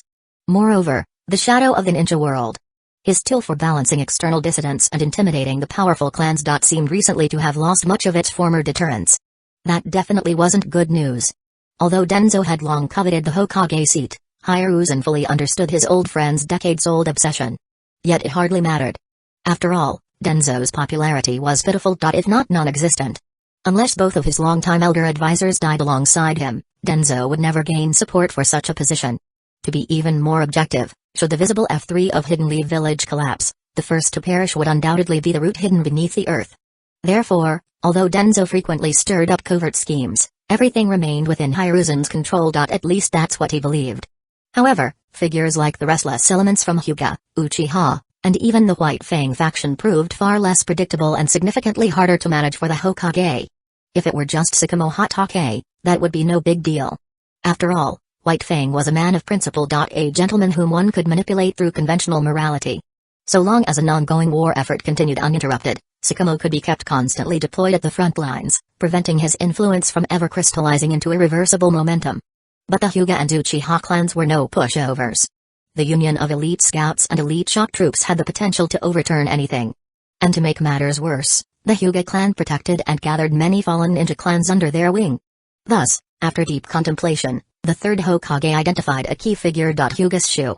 Born into the branch house of the Hyuga clan, deeply entangled with a Kunoichi from the Uchiha clan, locked in irreconcilable conflict with the main house aristocrats of his own family, and having once briefly served under Sakamo Hatake in the past, Shu had risen from an obscure chunin to Takubatsu Jonin thanks largely to a recommendation letter from his student Orochimaru and a furlough permit. Even those eccentric, bombastic warmongers who incessantly raved about conquering the ninja world regarded Shu as their role model. Furthermore, The reason Denzo's power had diminished so greatly was precisely because he had suffered repeated crushing defeats at Shu's hands. Such a man was practically the thread connecting every visible and hidden force in Hidden Leaf Village. If this tricky matter with Hyuga's Shu could be settled, at least half of Hidden Leaf Village's current internal crisis would be resolved. It would at least prevent the possible convergence of power between two powerful noble ninja clans and Tsukumo Hatake's faction. Sigh. Thinking about it, third Hokage Hiruzen Sarutobi found even his favorite kiwi fruit had lost its sweetness. He was meant to be the strongest Hokage in history, yet he still had to deal with such petty politics. Even his after-hours snacks no longer satisfied him. Definitely not how things should be. Knock knock. Just as third Hokage Hiruzen Sarutobi was lost in thought, a rhythmic knocking came from the main door of the Hokage office. Come in. Third Hokage immediately straightened his expression, suppressing all visible emotions, and responded solemnly. Creak. With a cold expression, Hyuga's Shu pushed open the door and walked in. He gave a slight nod toward third Hokage, who wore a kind smile. Hokage-sama, I've come as ordered. Commander's Shu is still too formal. Third Hokage chuckled, pointing at the chair in front of his desk. Sorry for calling you in so late. Please sit down. There are some matters I'd like to discuss with you. All right. Though uncertain about what the old monkey was planning, Hyuga's Shu didn't hesitate. He stepped forward directly and sat on the visitor's chair, meeting third Hokage's smiling gaze steadily. Your performance during the exam cleanup was excellent, especially your command and coordination abilities. The village has taken note. Third Hokage randomly pulled a folder from the pile on his desk, glanced through it, then handed it to Hyuga's Shu. That is simply one of my responsibilities as a Jonin. Hyuga's Shu calmly accepted the folder offered by the Hokage, though he didn't open it. Instead, he placed it on his knee and replied with steady, diplomatic formality. He knew better than to think the old monkey had summoned him here just for something trivial. You've just returned from active service at the battlefield in the Land of Rain, so I'd like to hear your personal assessment of the situation. Third Hokage said without getting straight to the point.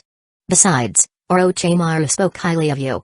You know, before this, Orochimaru had never praised any Chunin so highly. Orochimaru, as one of the commanders of the ninja force, naturally possesses exceptional discernment. Hyuga's Shu kept up his gift for diplomatic speech, offering perfectly measured responses with calculated politeness. Each word was delivered precisely, with no room for misinterpretation. But that wasn't what third Hokage Hiruzen Sarutobi wanted to hear. From Hyuga's Shu's demeanor and past behavior, it was clear he already understood exactly what the third Hokage meant. In other words, even after being cut off from communication with his clan, Hyuga's Shu still refused to move closer to the Hokage, treating the offered olive branch as if it didn't exist at all. Ah! The third Hokage Hiruzen Sarutobi showed slight disappointment, but quickly regained composure. But as you know, the situation in the Land of Rain cannot be resolved quickly. From your perspective, how should our village adjust its strategy to change the current circumstances? Expand military recruitment, increase troop numbers, and spare no effort to defeat Sanzuo Hanzo. Hyuga's Shu gave what sounded like a reasonable answer. At least on the surface. But one that was practically impossible to fulfill. Hanzo of the Rain Ninja, known as the half-god of the shinobi world, is not someone who can simply be defeated by gathering regular Jonin and relying on numerical advantage. The third Hokage subtly implied something deeper. Of course, any Jonin capable of defeating a half-god level opponent would undoubtedly become a candidate for the fourth Hokage. In that case, I believe Lord Tsukumo and Jonin Orochimaru are both highly qualified to attain this honor. Hyuga's Shu responded with a smile. Hiruzen Sarutobi leaned back, his smile slowly disappearing. To be honest, as the leader of a hidden village, he had already gone out of his way by indulging in this conversation. Yet, Hyuga's Shu's deliberate refusal to get the point was starting to irritate him. Chapter 98, Heart-to-Heart Talk. What are your thoughts about the clan and the village, Jonin's Shu? Though his smile had faded, third Hokage Hiruzen Sarutobi's tone remained gentle. The village is just the village, and the clan is just the clan. I've lived like this for the past 38 years, what else is there to talk about? Hyuga's Shu's answer showed almost no personal feeling at all. How was such a vague reply supposed to smoothly steer the conversation toward the intended topic? The third Hokage had already envisioned a glorious future for Hyuga's Shu.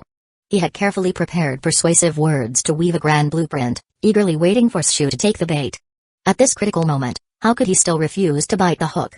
Therefore, third Hokage Hiruzen Sarutobi wasn't satisfied with Hyuga's Shu's reply. Just last October you were promoted to Takebutsu Jonin, then after serving at the daimyo's court you were exceptionally advanced. It's only been 2 months. Third Hokage Hiruzen Sarutobi took out his pipe, slowly filling it with loose tobacco as he spoke calmly. Before October, you were just an obscure chunin on the land of rain front lines, but now Jonanshu has become a renowned expert celebrated throughout the ninja world. Jonanshu, in these 2 months you've traversed the path most ninja travel in their entire lives. With a snap, Third Hokage Hiruzen Sarutobi ignited the tobacco in the pipe with a chuck raw flame from his fingertip, then took a deep puff. Don't you have any thoughts on this? Although your achievements have been enormous, your development path is nothing like others. Still, there are plenty of people in the village who are keeping a close eye on you. I'm still young. My road is long, and I'm far from reaching my true peak. So now isn't yet the time to share life lessons. Hyuga chuckled softly, speaking with a calm and measured tone. As for personal circumstances, personal intelligence is every ninja's top secret. Not even close blood relatives should be told. Of course, it's not that I don't trust the Hokage himself. It's just how every ninja operates. I hope this doesn't offend you? Not at all. True to expectation, Third Hokage Hiruzen Sarutobi shook his head firmly. Personal intelligence was each ninja's highest secret, one of the fundamental consensus across Hidden Leaf Village and the entire ninja world. Therefore, Third Hokage Hiruzen Sarutobi had no intention of openly denying this principle. As for your conflict with Denzo, I have no oppositional conflicts with Elder Denzo.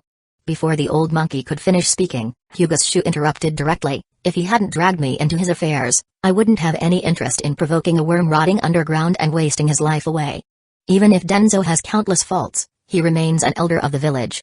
Third Hokage Hiruzen Sarutobi's expression immediately darkened. Even if you're currently rising in power as a younger generation, you should still maintain necessary respect toward elders who've contributed greatly to the village. I've already shown plenty of respect. Hokage-sama. Hyuga retorted sharply. Otherwise, given Root's attempt to take me away just days after I returned to the village, even if I killed one of them, it would be perfectly justified. You dare. The third Hokage Hiruzen Sarutobi instantly became furious, completely abandoning all carefully prepared rhetoric. It was the protection from the village's elders that sheltered you. Could it be that now you've grown wings and wish to imitate those disloyal rogue ninjas? It was the humiliating caged bird seal that protected me. Otherwise, my eyeballs might already be soaking inside test tubes within Root's laboratories. Hyuga sneered, pointing at the gleaming Hidden Leaf Village headband on his forehead. And what has this 38-year-old village ever done for the branch house of the Hyuga clan? Has it gone blind, or is it simply blinded by greed, turning a deaf ear toward the recurring tragedies suffered by our branch house? A ninja clan is a clan, and the village is the village. These absolutely cannot be judged in the same way. The third Hokage's face grew darker still. After taking a deep puff from his pipe, he surrounded himself in swirling blue-gray smoke. Do not question what the village owes you. Question instead what you owe the village. Where the leaves dance, the fire endures forever. Shu recited the exact words of the Will of Fire in an eerily calm tone, his smile deepening. He didn't say much else. But somehow, he had said everything. Demanding sacrifices without ever offering anything in return is nothing but barefaced exploitation. Youth must not let their passion run unchecked. The third crushed the pipe in his hand, his expression darkening further. Placing your clan above the village is wrong. If the village cannot provide shelter from storms for individuals and their clans, then what meaning does its existence hold? Hyuga immediately employed the classic flair of keyboard warriors. A ninja village that cannot maintain internal stability or external strength would be better off dissolved or destroyed earlier, saving us from endless wars across the ninja world. Do you think the Hyuga main house would tolerate you without the village rank as a safeguard? Hiruzen Sarutobi ignited a flame atop his palm, reducing the shattered pipe to ashes. His previously stormy face suddenly shifted to one of calm indifference. Jonanshu, think carefully. Some things are better left unsaid. Voicing them would be outright a delight. Originally, he had held on to some affection for talent, planning to use persuasive words to emotionally move and rationally convince Hyuga. He had even prepared a glorious future path for him. An opportunity to find sanctuary within Root, which shares origins with Enbu, should he betray the Hyuga main house and face expulsion by the entire clan. Even Denzo, who had been insulted repeatedly by Shu, would presumably resolve conflicts with an open heart, happily welcoming a capable subordinate directly under the Hokage into Root's ranks. This way, the conflict could be resolved while simultaneously containing Denzo's increasing autocracy. All troubles solved at once, how wonderful it would be. But why can't understanding and tolerance arise between people? The third Hokage Hiruzen Sarutobi was deeply puzzled. Hokage-sama, if a young man doesn't have some arrogance, can he still be considered youthful? Hyuga rose to his feet immediately and said, the younger generation is destined to become Hidden Leaf Village's future leaders. How could they be allowed to already pick up the older generation's lazy and vulgar habits at such a young age? That would truly be irresponsible toward our village. After speaking, Hyuga's Shu didn't wait for the Hokage's response. He gave a slight bow with a relaxed air before turning and walking away. This boy cannot be allowed to live. After Shu left, the third Hokage Hyruzen Sarutobi's originally somewhat hesitant intention to kill immediately became firmly established in his mind. For a newly promoted Jonin who had slain a hidden sand village elder and achieved great merit, even though the two factions were in a semi-opposition state, as the Kage of a village, Hyruzen Sarutobi actually did not want to let him die pointlessly by his own people's blades. It would simply be too uneconomical. Although in terms of strength, whilst Shu possessed many strange techniques, ultimately real power decided everything. As the Hokage, Sarutobi still had sufficient means to subdue him. But more importantly, he had to consider what positions the Jonin in the Jonin unit with relatively ambiguous attitudes would take. But it didn't matter. Just as every day must have light and shadow, even if the higher powers above could not sully their hands with blood themselves, there were still ways hidden in the shadows, specially designed to deal with dissenters. Then, he rang a bell on his desk and summoned an Anbu operative. Go to root space and bring Denzo here. Chapter 99, Honeyed Words and Hidden Blades. As Hyuga Shu stepped out of the Hokage office, anger written all over his face, that persistent sensation of being locked onto like needles in his back immediately disappeared. This was because the Anbu surveillance team assigned to monitor him deactivated their alert stance after he left the Hokage's office. Yet there remained an odd feeling of being watched, lingering uncomfortably around him. And this gaze, almost tangible enough for Shu to sense physically, came from the Byakugan eyes of the Hyuga clan. In other words, their conversation inside the Hokage office had been spied on by Hyuga ninjas using the Byakugan. That's also why throughout his entire talk with the Hokage, though he spouted nonsense stubbornly and made no effort to hide his irritation, Shu insisted on articulating every word clearly and carefully, using standard pronunciation. He did so specifically to make sure the Byakugan-wielding watchers could read his lips clearly and avoid any misinterpretation. If you keep staring like this, it'll become quite a delight. After exiting the Hokage tower, still feeling uneasy, Shu muttered under his breath. The uncomfortable gaze then instantly vanished. Clearly, the branch house Hyuga ninjas conducting the Byakugan surveillance had already understood Shu's message and willingly ended their observation. Although the Hyuga clan has always publicly claimed not to use the Byakugan within Hidden Leaf Village or activate its penetrating vision during peacetime, whether fellow Hidden Leaf Village ninjas actually believe that is another matter entirely. Saying it out loud and actually believing it are two very different things. Nevertheless, at the very least, those monitoring branch house ninjas could be certain of one thing: Shu had indeed detected their Byakugan gaze. And such secret perception abilities have always been exclusive privileges of the main house. Have you truly made your decision? Based on intel received from Anbu, Denzo. Who had secretly entered the Hokage's office. Fell into deep thought after enduring Hyruzen Sarutobi's long rant about dealing with internal threats. Since the outbreak of the Second Great Ninja War, Root Division's forces had been severely stretched thin across the ninja world. With limited manpower already spread out, Denzo now found himself short on immediately deployable resources.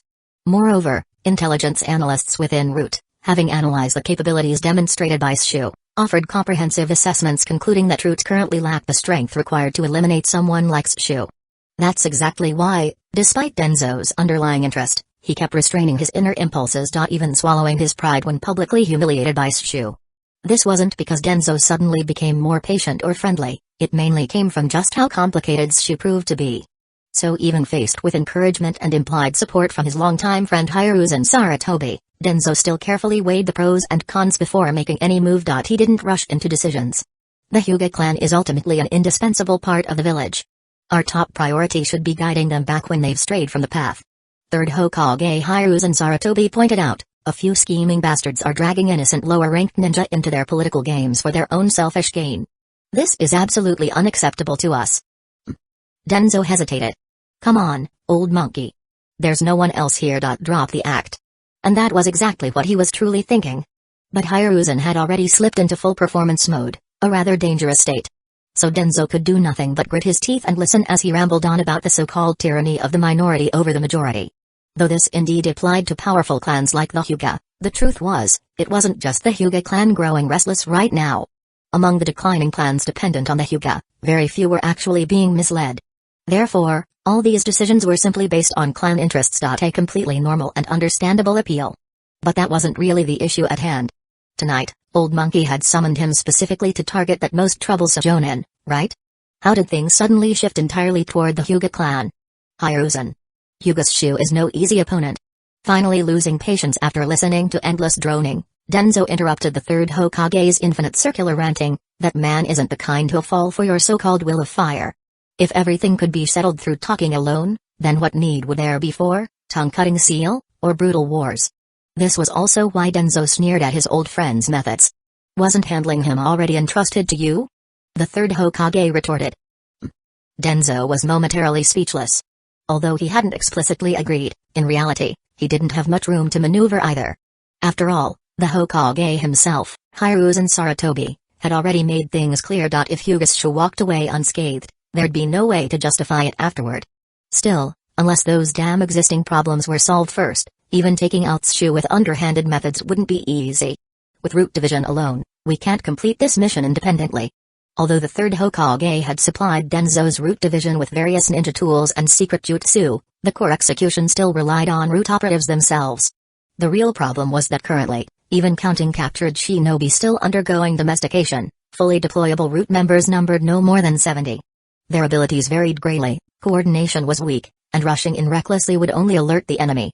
Given Shu's nature, if the first strike failed, retaliation would be fierce. Perhaps even at the cost of sacrificing existing benefits to widen the rift between both sides.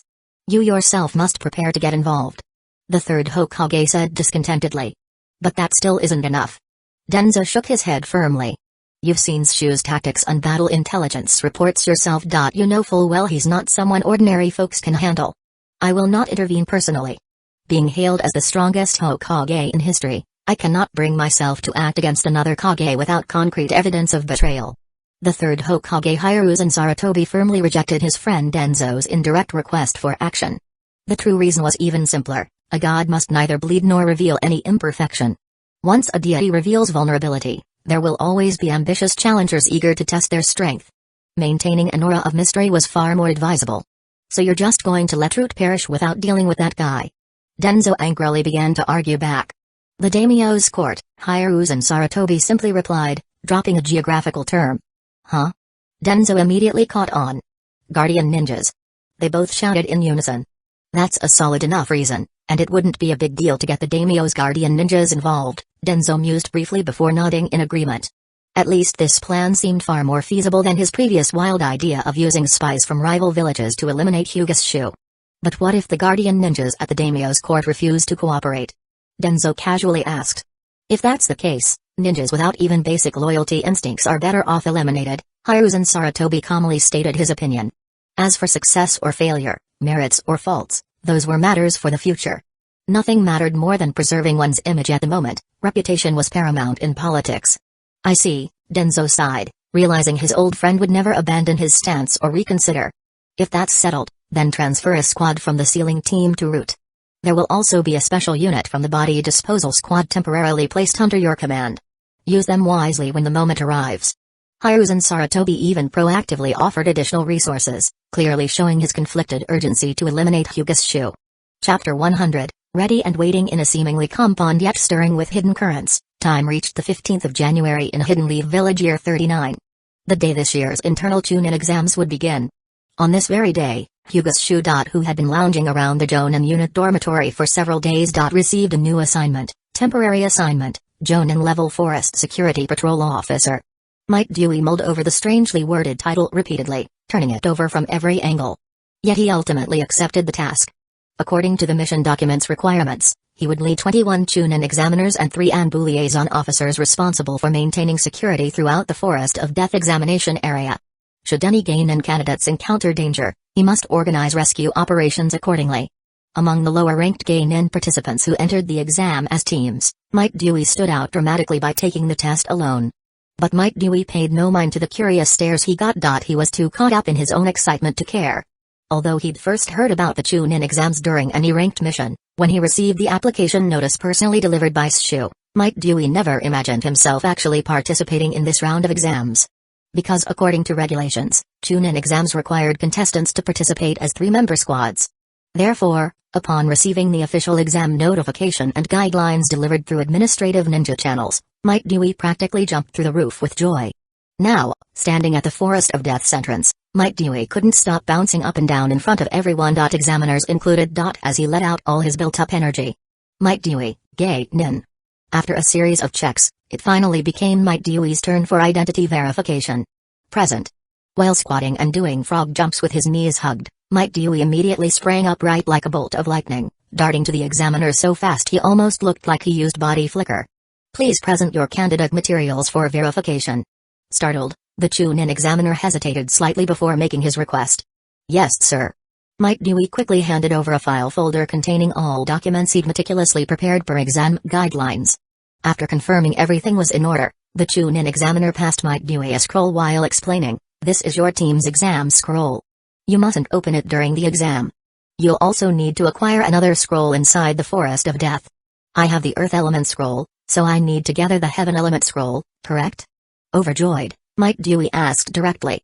"That's exactly right." However, the Chunin examiner trailed off ambiguously before simply waving him toward the preparation zone entrance. As for other examinees nearby who heard Might Dewey's words, particularly those squads carrying Heaven Element scrolls, they openly stared at Might Dewey's solitary figure one by one, their gazes brimming with undisguised delight. While Might Dewey's name wasn't exactly echoing across Hidden Leaf Village, just about every Geinin knew who he was. The unique warrior famous for weak overall capabilities but obsessive devotion to taijutsu alone. Especially after Dewey himself announced his scroll type, reinforcing everyone's existing stereotypes about him even further. But came to think of it, was Might Dewey really that oblivious? Though he still grunted with each hop, Might Dewey carefully noted everyone who had shown interest in him. Especially those Geinin who took a second glance at their scrolls. Once he entered the Forest of Death, all he needed to do was track down the Geinin teams he'd memorized the chakra signatures of and defeat them. That would guarantee his advancement. This confidence came after countless relentless training sessions under Hyuga's Shu. An experience that had dramatically sharpened Might Dewey's taijutsu skills.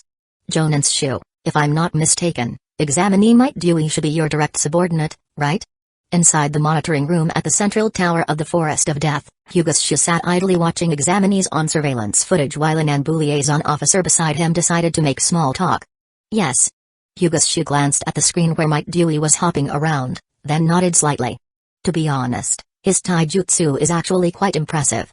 Clearly, this Anbu liaison possessed some level of perception. Not completely dismissing Might Dewey as a hopeless failure. He does have definite limitations in ninjutsu and ganjutsu, Shu admitted with a slight tone of regret.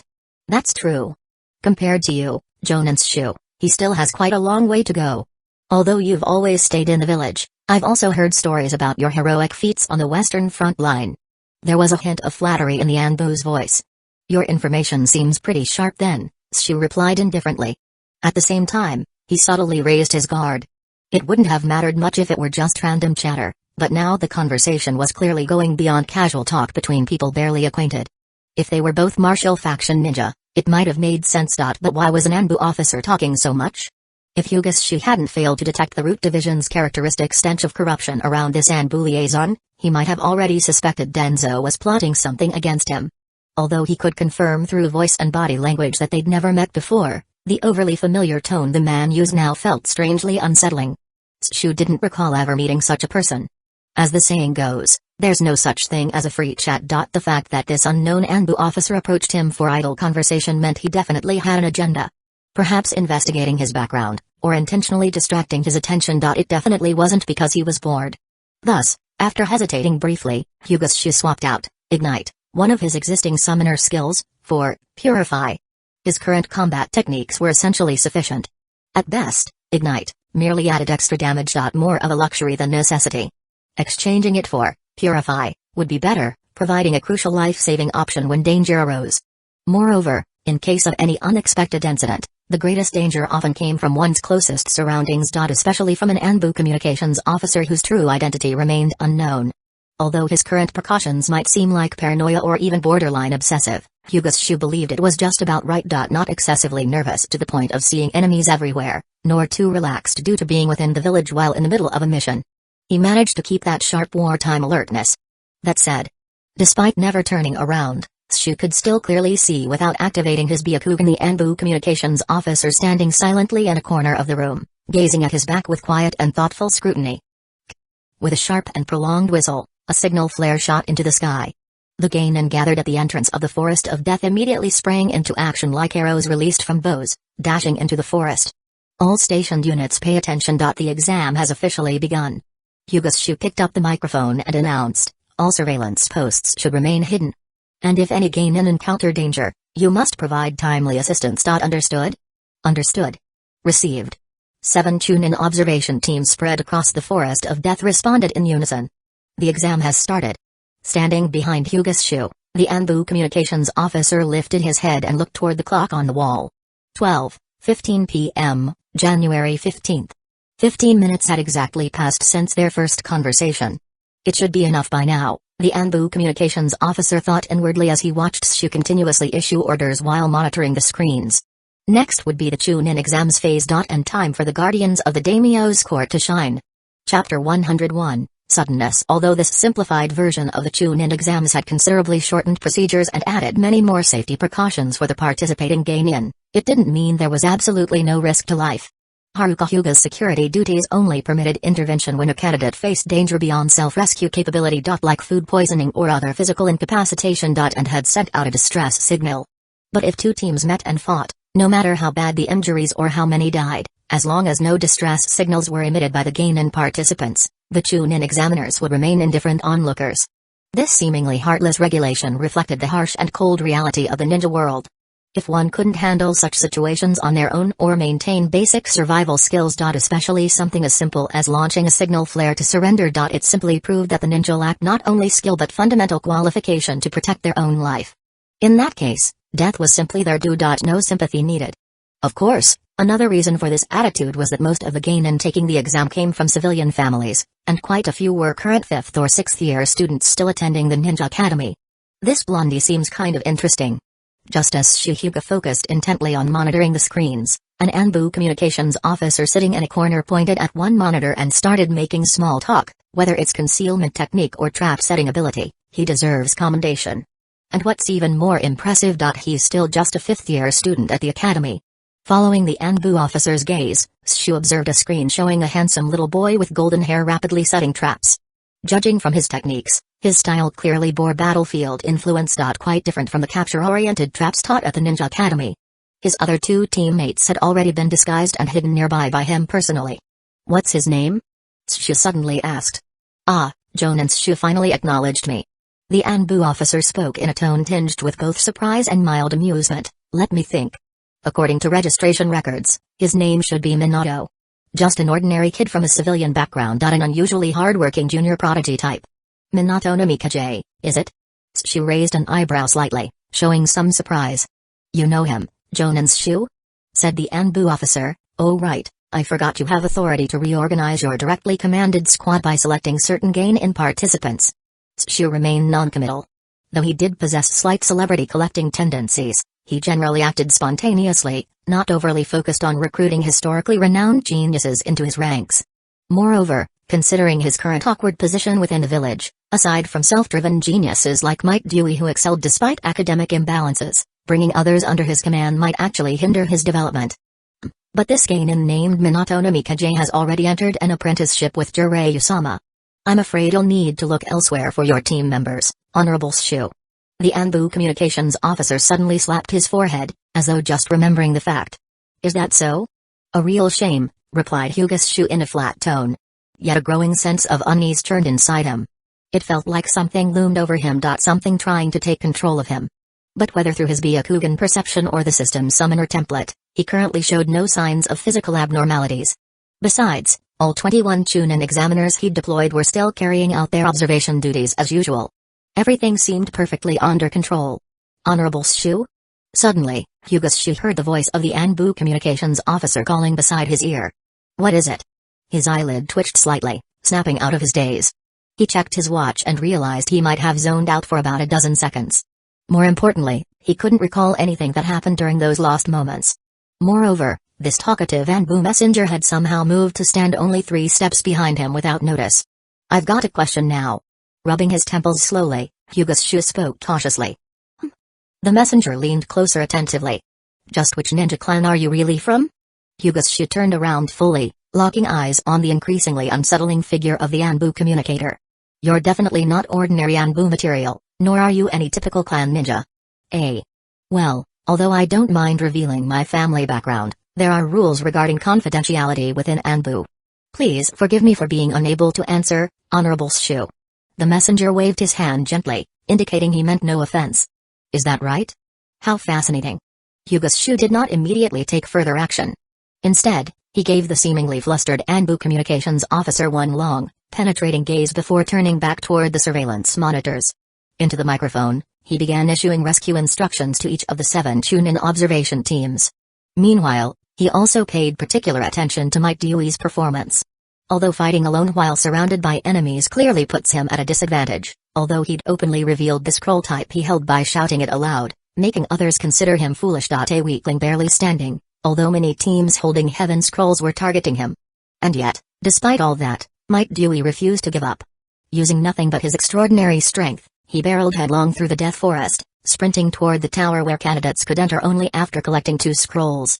Moreover, since he once revealed possession of an Earth Scroll, most other Geinin groups possessing Earth Scrolls ignored him now. They shifted their focus onto chasing those Heaven Scroll holders following behind instead. Thus, within the Death Forest, a dramatic scene unfolded instantly. Heaven Scroll teams pursued maniacally while Earth Scroll teams followed along, assisting with rear defense and interception maneuvers. For those Geinin holding Earth Element Scrolls, all they needed to do was find traces of Might Dewey and set up traps along his path. They'd practically guaranteed themselves a chance to ambush a poor Heaven Element team. This strategy beat aimlessly wandering the forest hunting for other teams. Only to realize you had the same scroll type anyway. Section C, Zones 3 and 4. Order immediate tactical rescue operations. Hyuga Shu calmly assigned personnel according to the distress calls and emergencies displayed on the surveillance monitors. Everything seemed perfectly normal. Boom. Boom. Boom. Boom. But just as Hyuga Shu masterfully coordinated the 7 Chunin observation teams, chaos suddenly erupted across Hidden Leaf Village. It started. The Anbu communications officer standing beside Hyuga Shu instantly breathed a sigh of relief. What's going on here? Hyuga Shu immediately activated his Byakugan and scanned toward the source of the explosion. A massive explosion from a bundle of explosive tags. Chapter 102, a startling explosion among the commonly used ninja tools in the ninja world. Explosive tags were by far the most powerful, versatile, and widely applicable. Every ninja was intimately familiar with their distinct sound and smell. Especially one capable of causing such a massive explosion. This could only mean a huge bundle of explosive tags had detonated. Yet what puzzled Hyuga Shu the most was how someone could possibly transport such an enormous quantity of explosive tags into the heart of Hidden Leaf Village without being noticed. As the clan renowned for mastering fire-style techniques, the Uchiha members of the policing department would never miss explosive tags. Which were saturated with an unmistakable fire-style presence. Slipping past them unnoticed. Moreover, with Byakugan users from the Hyuga clan assisting in surveillance at the village gates, there was absolutely no chance of deception slipping through. Let's face it. If even the mighty Hyuga clan, regarded as one of the 2 top Jujutsu clans in the ninja world, failed to detect this attack, then Hidden Leaf Village might as well disband right here, right now and skip the embarrassment later on. So within an instant, Hyuga Shu narrowed it down to just 2 possibilities. The first possibility was an attack launched by a powerful space-time ninjutsu user. Someone like Obito Uchiha with Kamui. However, this seemed highly improbable. Anyone with such capabilities wouldn't resort to such a hastily planned explosive tag attack when far more devastating techniques were at their disposal. The second possibility was far simpler and more plausible. There were spies or collaborators hidden within Hidden Leaf Village itself.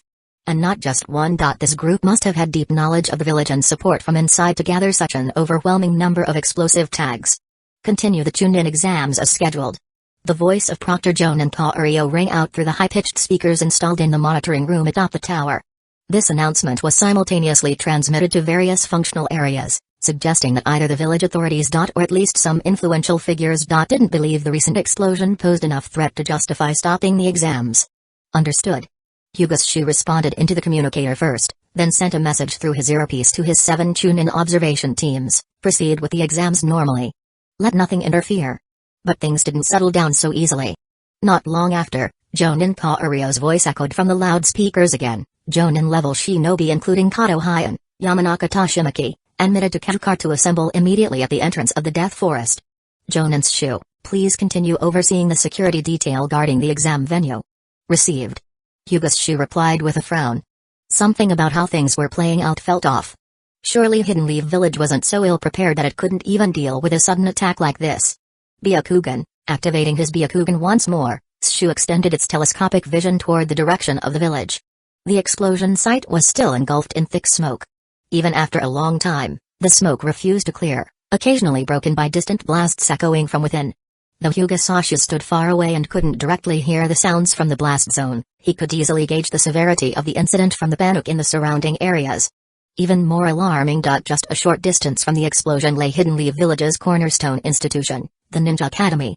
That's why securing the safety of the Ninja Academy became the Anbu and policing department's top priority. Removing threats and evacuating civilians. As for the explosion zone itself, they focused mainly on containment, with only a few Uchiha ninja from the policing division moving through the smoke. But whether it was Hyuga Sashu or the other Hyuga reinforcements arriving from the village gates, all were certain. There wasn't a single living soul left within the blast zone. Inside the Hyuga district, the clan head stood with an icy expression, his flawless Byakugan locked unblinkingly onto the smoke rising from the explosion.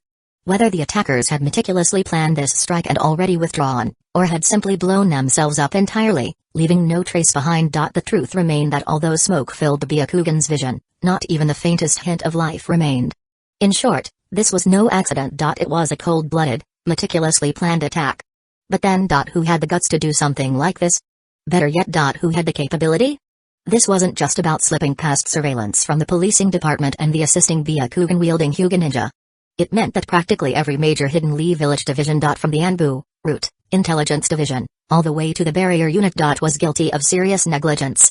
Especially if later investigations revealed the attackers had used secret infiltration routes. All those who knew about Hidden Leaf Village's hidden passages would face dire repercussions. Father Hayashi Hyuga and Hyuga Hisashi appeared silently behind the Hyuga clan leader. Mobilize all our clan's ninja immediately. Place the compound under armed alert. Anyone approaching without authorization will be executed on sight.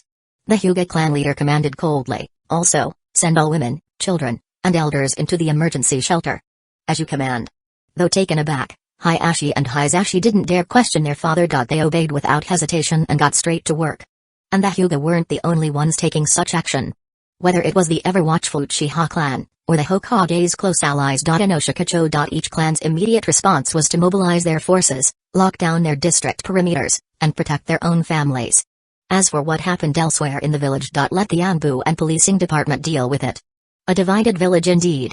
Inside the Hokage Tower office, alone while continuously rubbing his crystal ball to monitor various locations across the village, third Hokage Saratobi sighed deeply, sadness etched across his face. Though this attack wasn't entirely unforeseen, the behavior of the ninja clans today was profoundly disappointing. Even his own Saratobi clan was only thinking about protecting themselves at a time like this, with no sign of stepping up for the village. Meanwhile, the non-elite ninjas were surprisingly stepping up, organizing themselves voluntarily to keep things under control and start checking for possible threats. This isn't right.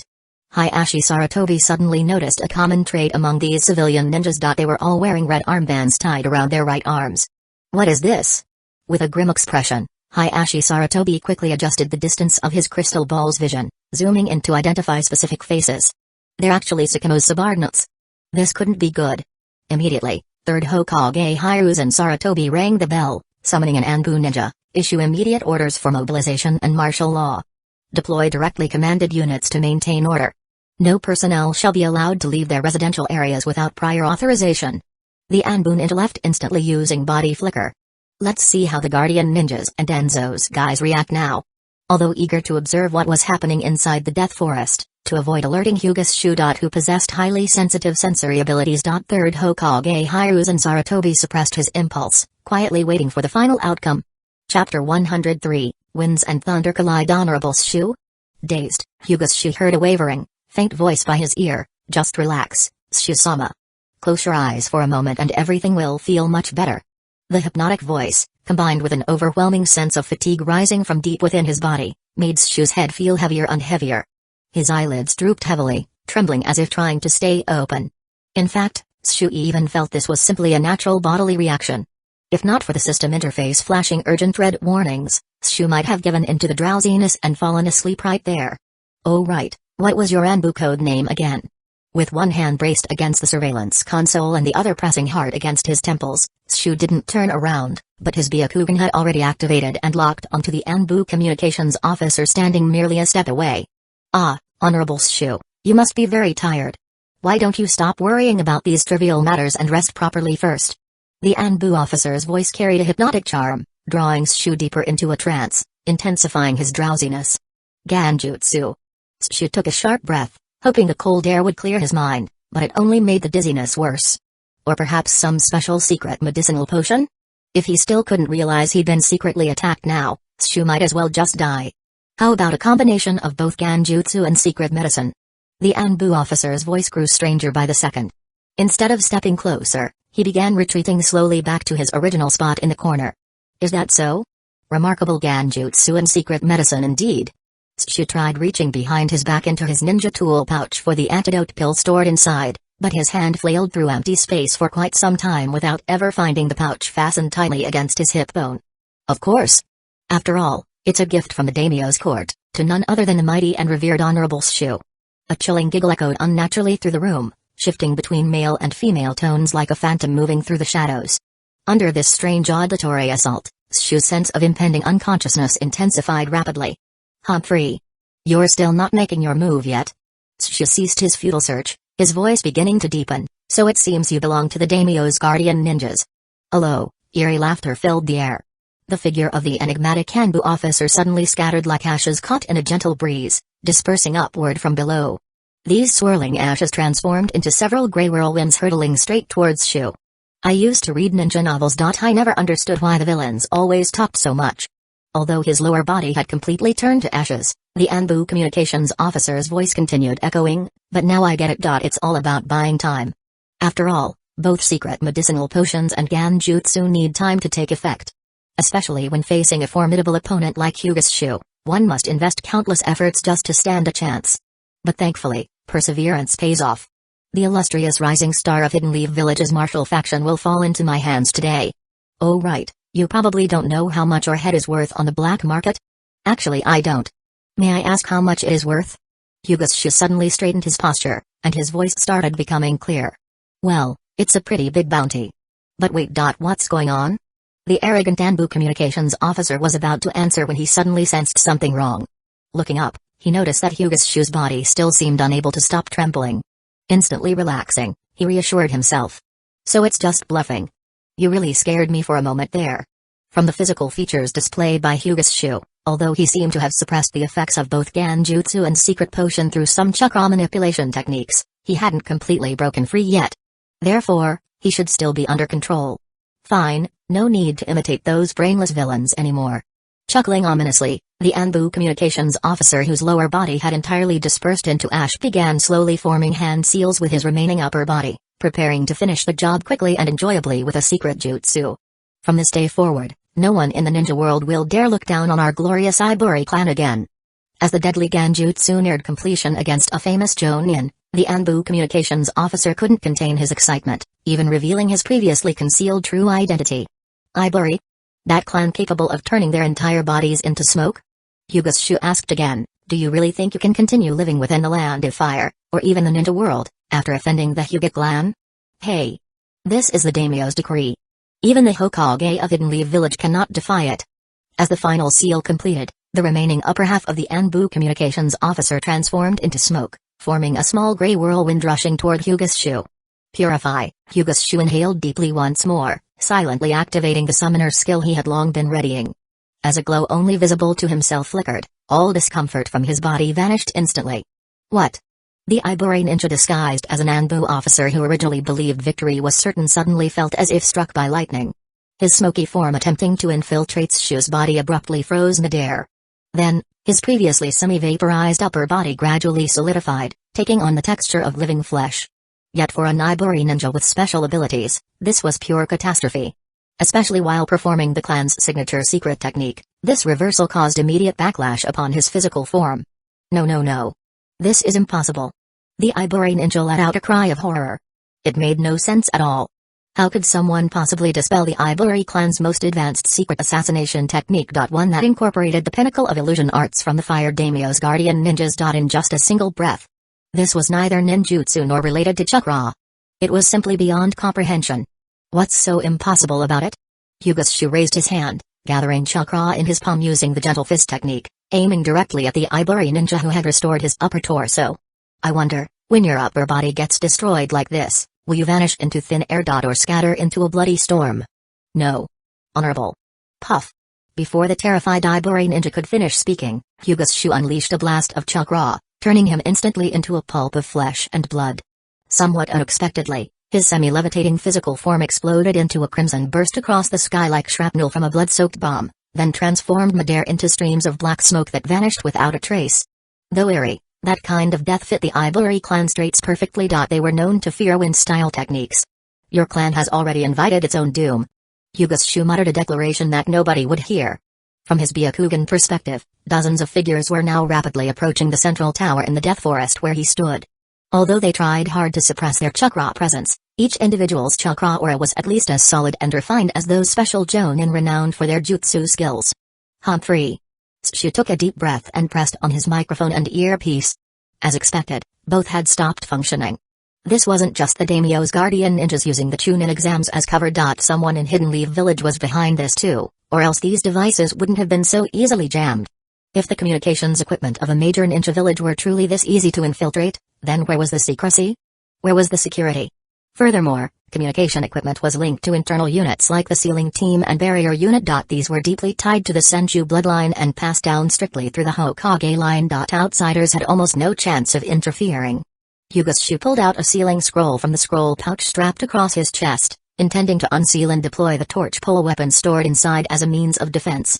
But just as expected, once he unfurled the scroll, nothing happened at all. As if the sealing characters inscribed on it were either fake or had somehow become ineffective. So they're really set on killing me. Hyuga grinned bitterly, his killing intent growing even sharper. He still couldn't understand it. What had he done besides being arrogant, disrespectful toward superiors, and defiant of authority on multiple occasions? At most, those were the crimes he'd committed. Thinking carefully, none of that should amount to a capital offense. Why did everyone keep targeting him like this, treating him as someone unworthy of life itself? Denzo. This has got to be Denzo's doing. Hyuga easily shifted the blame onto Denzo, following the fundamental principle that whenever something goes wrong, it must be Denzo's fault. After all, even if he personally came out unscathed afterward, it was likely that Darkness Maggot, the one often blamed, would end up taking the fall anyway. So why not pin everything on him now and get him used to taking the blame? What? For Denzo, who was hiding in the shadows and eavesdropping through an archaic wire transmission device, his immediate reaction upon hearing Hyuga's fierce accusation was sheer shock. How could this be possible? Given how carefully his root division and the daimyo's guardian ninjas always acted, there was no way they could have been discovered so soon with solid evidence, right? But then he quickly reconsidered. There's got to be a trick here. Denzo smashed the eavesdropping tube to the ground furiously, cursing, dares to frame me openly. That brat has signed his own death warrant. Whether Shu had deduced the truth from existing clues or was simply making false accusations didn't matter. One thing was certain, Denzo would definitely play a major role in what happened next. Furthermore, regardless of whether Shu lived or died afterward, the various ninja clans of Hidden Leaf Village would surely seize this opportunity to target Denzo. So instead of hesitating, better to make a firm decision now. Abandon any hope of capturing him alive and go all out to ensure no witness remains behind. Honorable Denzo, shall we take action? A gray figure silently emerged from behind him. Not yet. Let us first see what these guests from the daimyo's court are capable of. Denzo hesitated briefly but shook his head. The idea of cooperating with a group of daimyo's directly commanded ninja forces, who held opposing views against him, just to deal with a single Hidden Leaf Village jonin still felt slightly unacceptable deep down. Of course, only slightly. This wouldn't hinder his intent to kill Shu in the slightest. Based on current conditions, it seems Jonin Shu has already neutralized the effects of the Iburi clan's secret jutsu through some unusual method. The cloaked subordinate from Root reminded him cautiously. I know. That very fact was what troubled Denzo the most. In the entire operation plan, the Iburi ninja who possessed the ability to transform into mist and infiltrate another person's body to control them were a crucial component. Whether or not they fully succeeded in controlling Hyuga's Shu, their impact would be significant. Even without full control, causing some sort of interference should have been enough.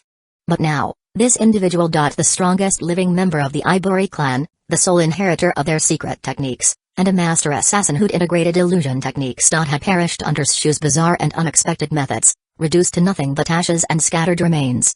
Is the sealing team still maintaining the barrier formation? Denzo suddenly asked. Yes. All sealing scrolls and space-time ninjutsu have been completely locked down, ensuring they remain unusable. The cloaked root subordinate answered immediately. Also, we clearly observed earlier that when Hyuga saw Shu tore open the sealing scroll, nothing happened. This confirms that the sealing barrier is indeed effective. That should be manageable. A hint of unease crept into Denzo's mind, but he ultimately held back from intervening personally or directly sending Rude Ninja. Also, have the body disposal squad's special handling unit ready. They must erase all traces of battle within 1 minute after the fight ends. If we count this, the Guardian Ninjas must finish their battle within 9 minutes. A gray-clad root member figured the timing. No, there are only 7 minutes left. Denzo shook his head and picked up the fallen listening device from the ground, placing it against his ear to continue eavesdropping on the tower monitoring room sounds while saying, if they act fast enough, 5 minutes should do it. Then, shall I make some extra preparations? The gray-clad root member asked subtly. Prepare 8 squads. Afterward, be sure to eliminate those Guardian Ninjas completely without leaving any trace of trouble. Denzo made a downward cutting hand gesture. The gray-clad root member immediately understood, bowed respectfully, then promptly stepped back to begin making arrangements. Although those vengeful Guardian Ninjas, eager for retribution, were secretly invited by Denzo himself, although the secret medicinal potion used by Iburi Ninja also bore Root's contribution, even the current sealing technique barrier resulted from his temporary command over the sealing team squad. Regardless of Denzo's numerous misdeeds, deep inside he believed himself to be a good Hidden Leaf Village ninja. So whether it's for duty or revenge, those who killed Hidden Leaf Village's ninja must not be allowed to live. Just one final step remaining. Denzo quietly listened to the static coming through the receiver, filled with anticipation.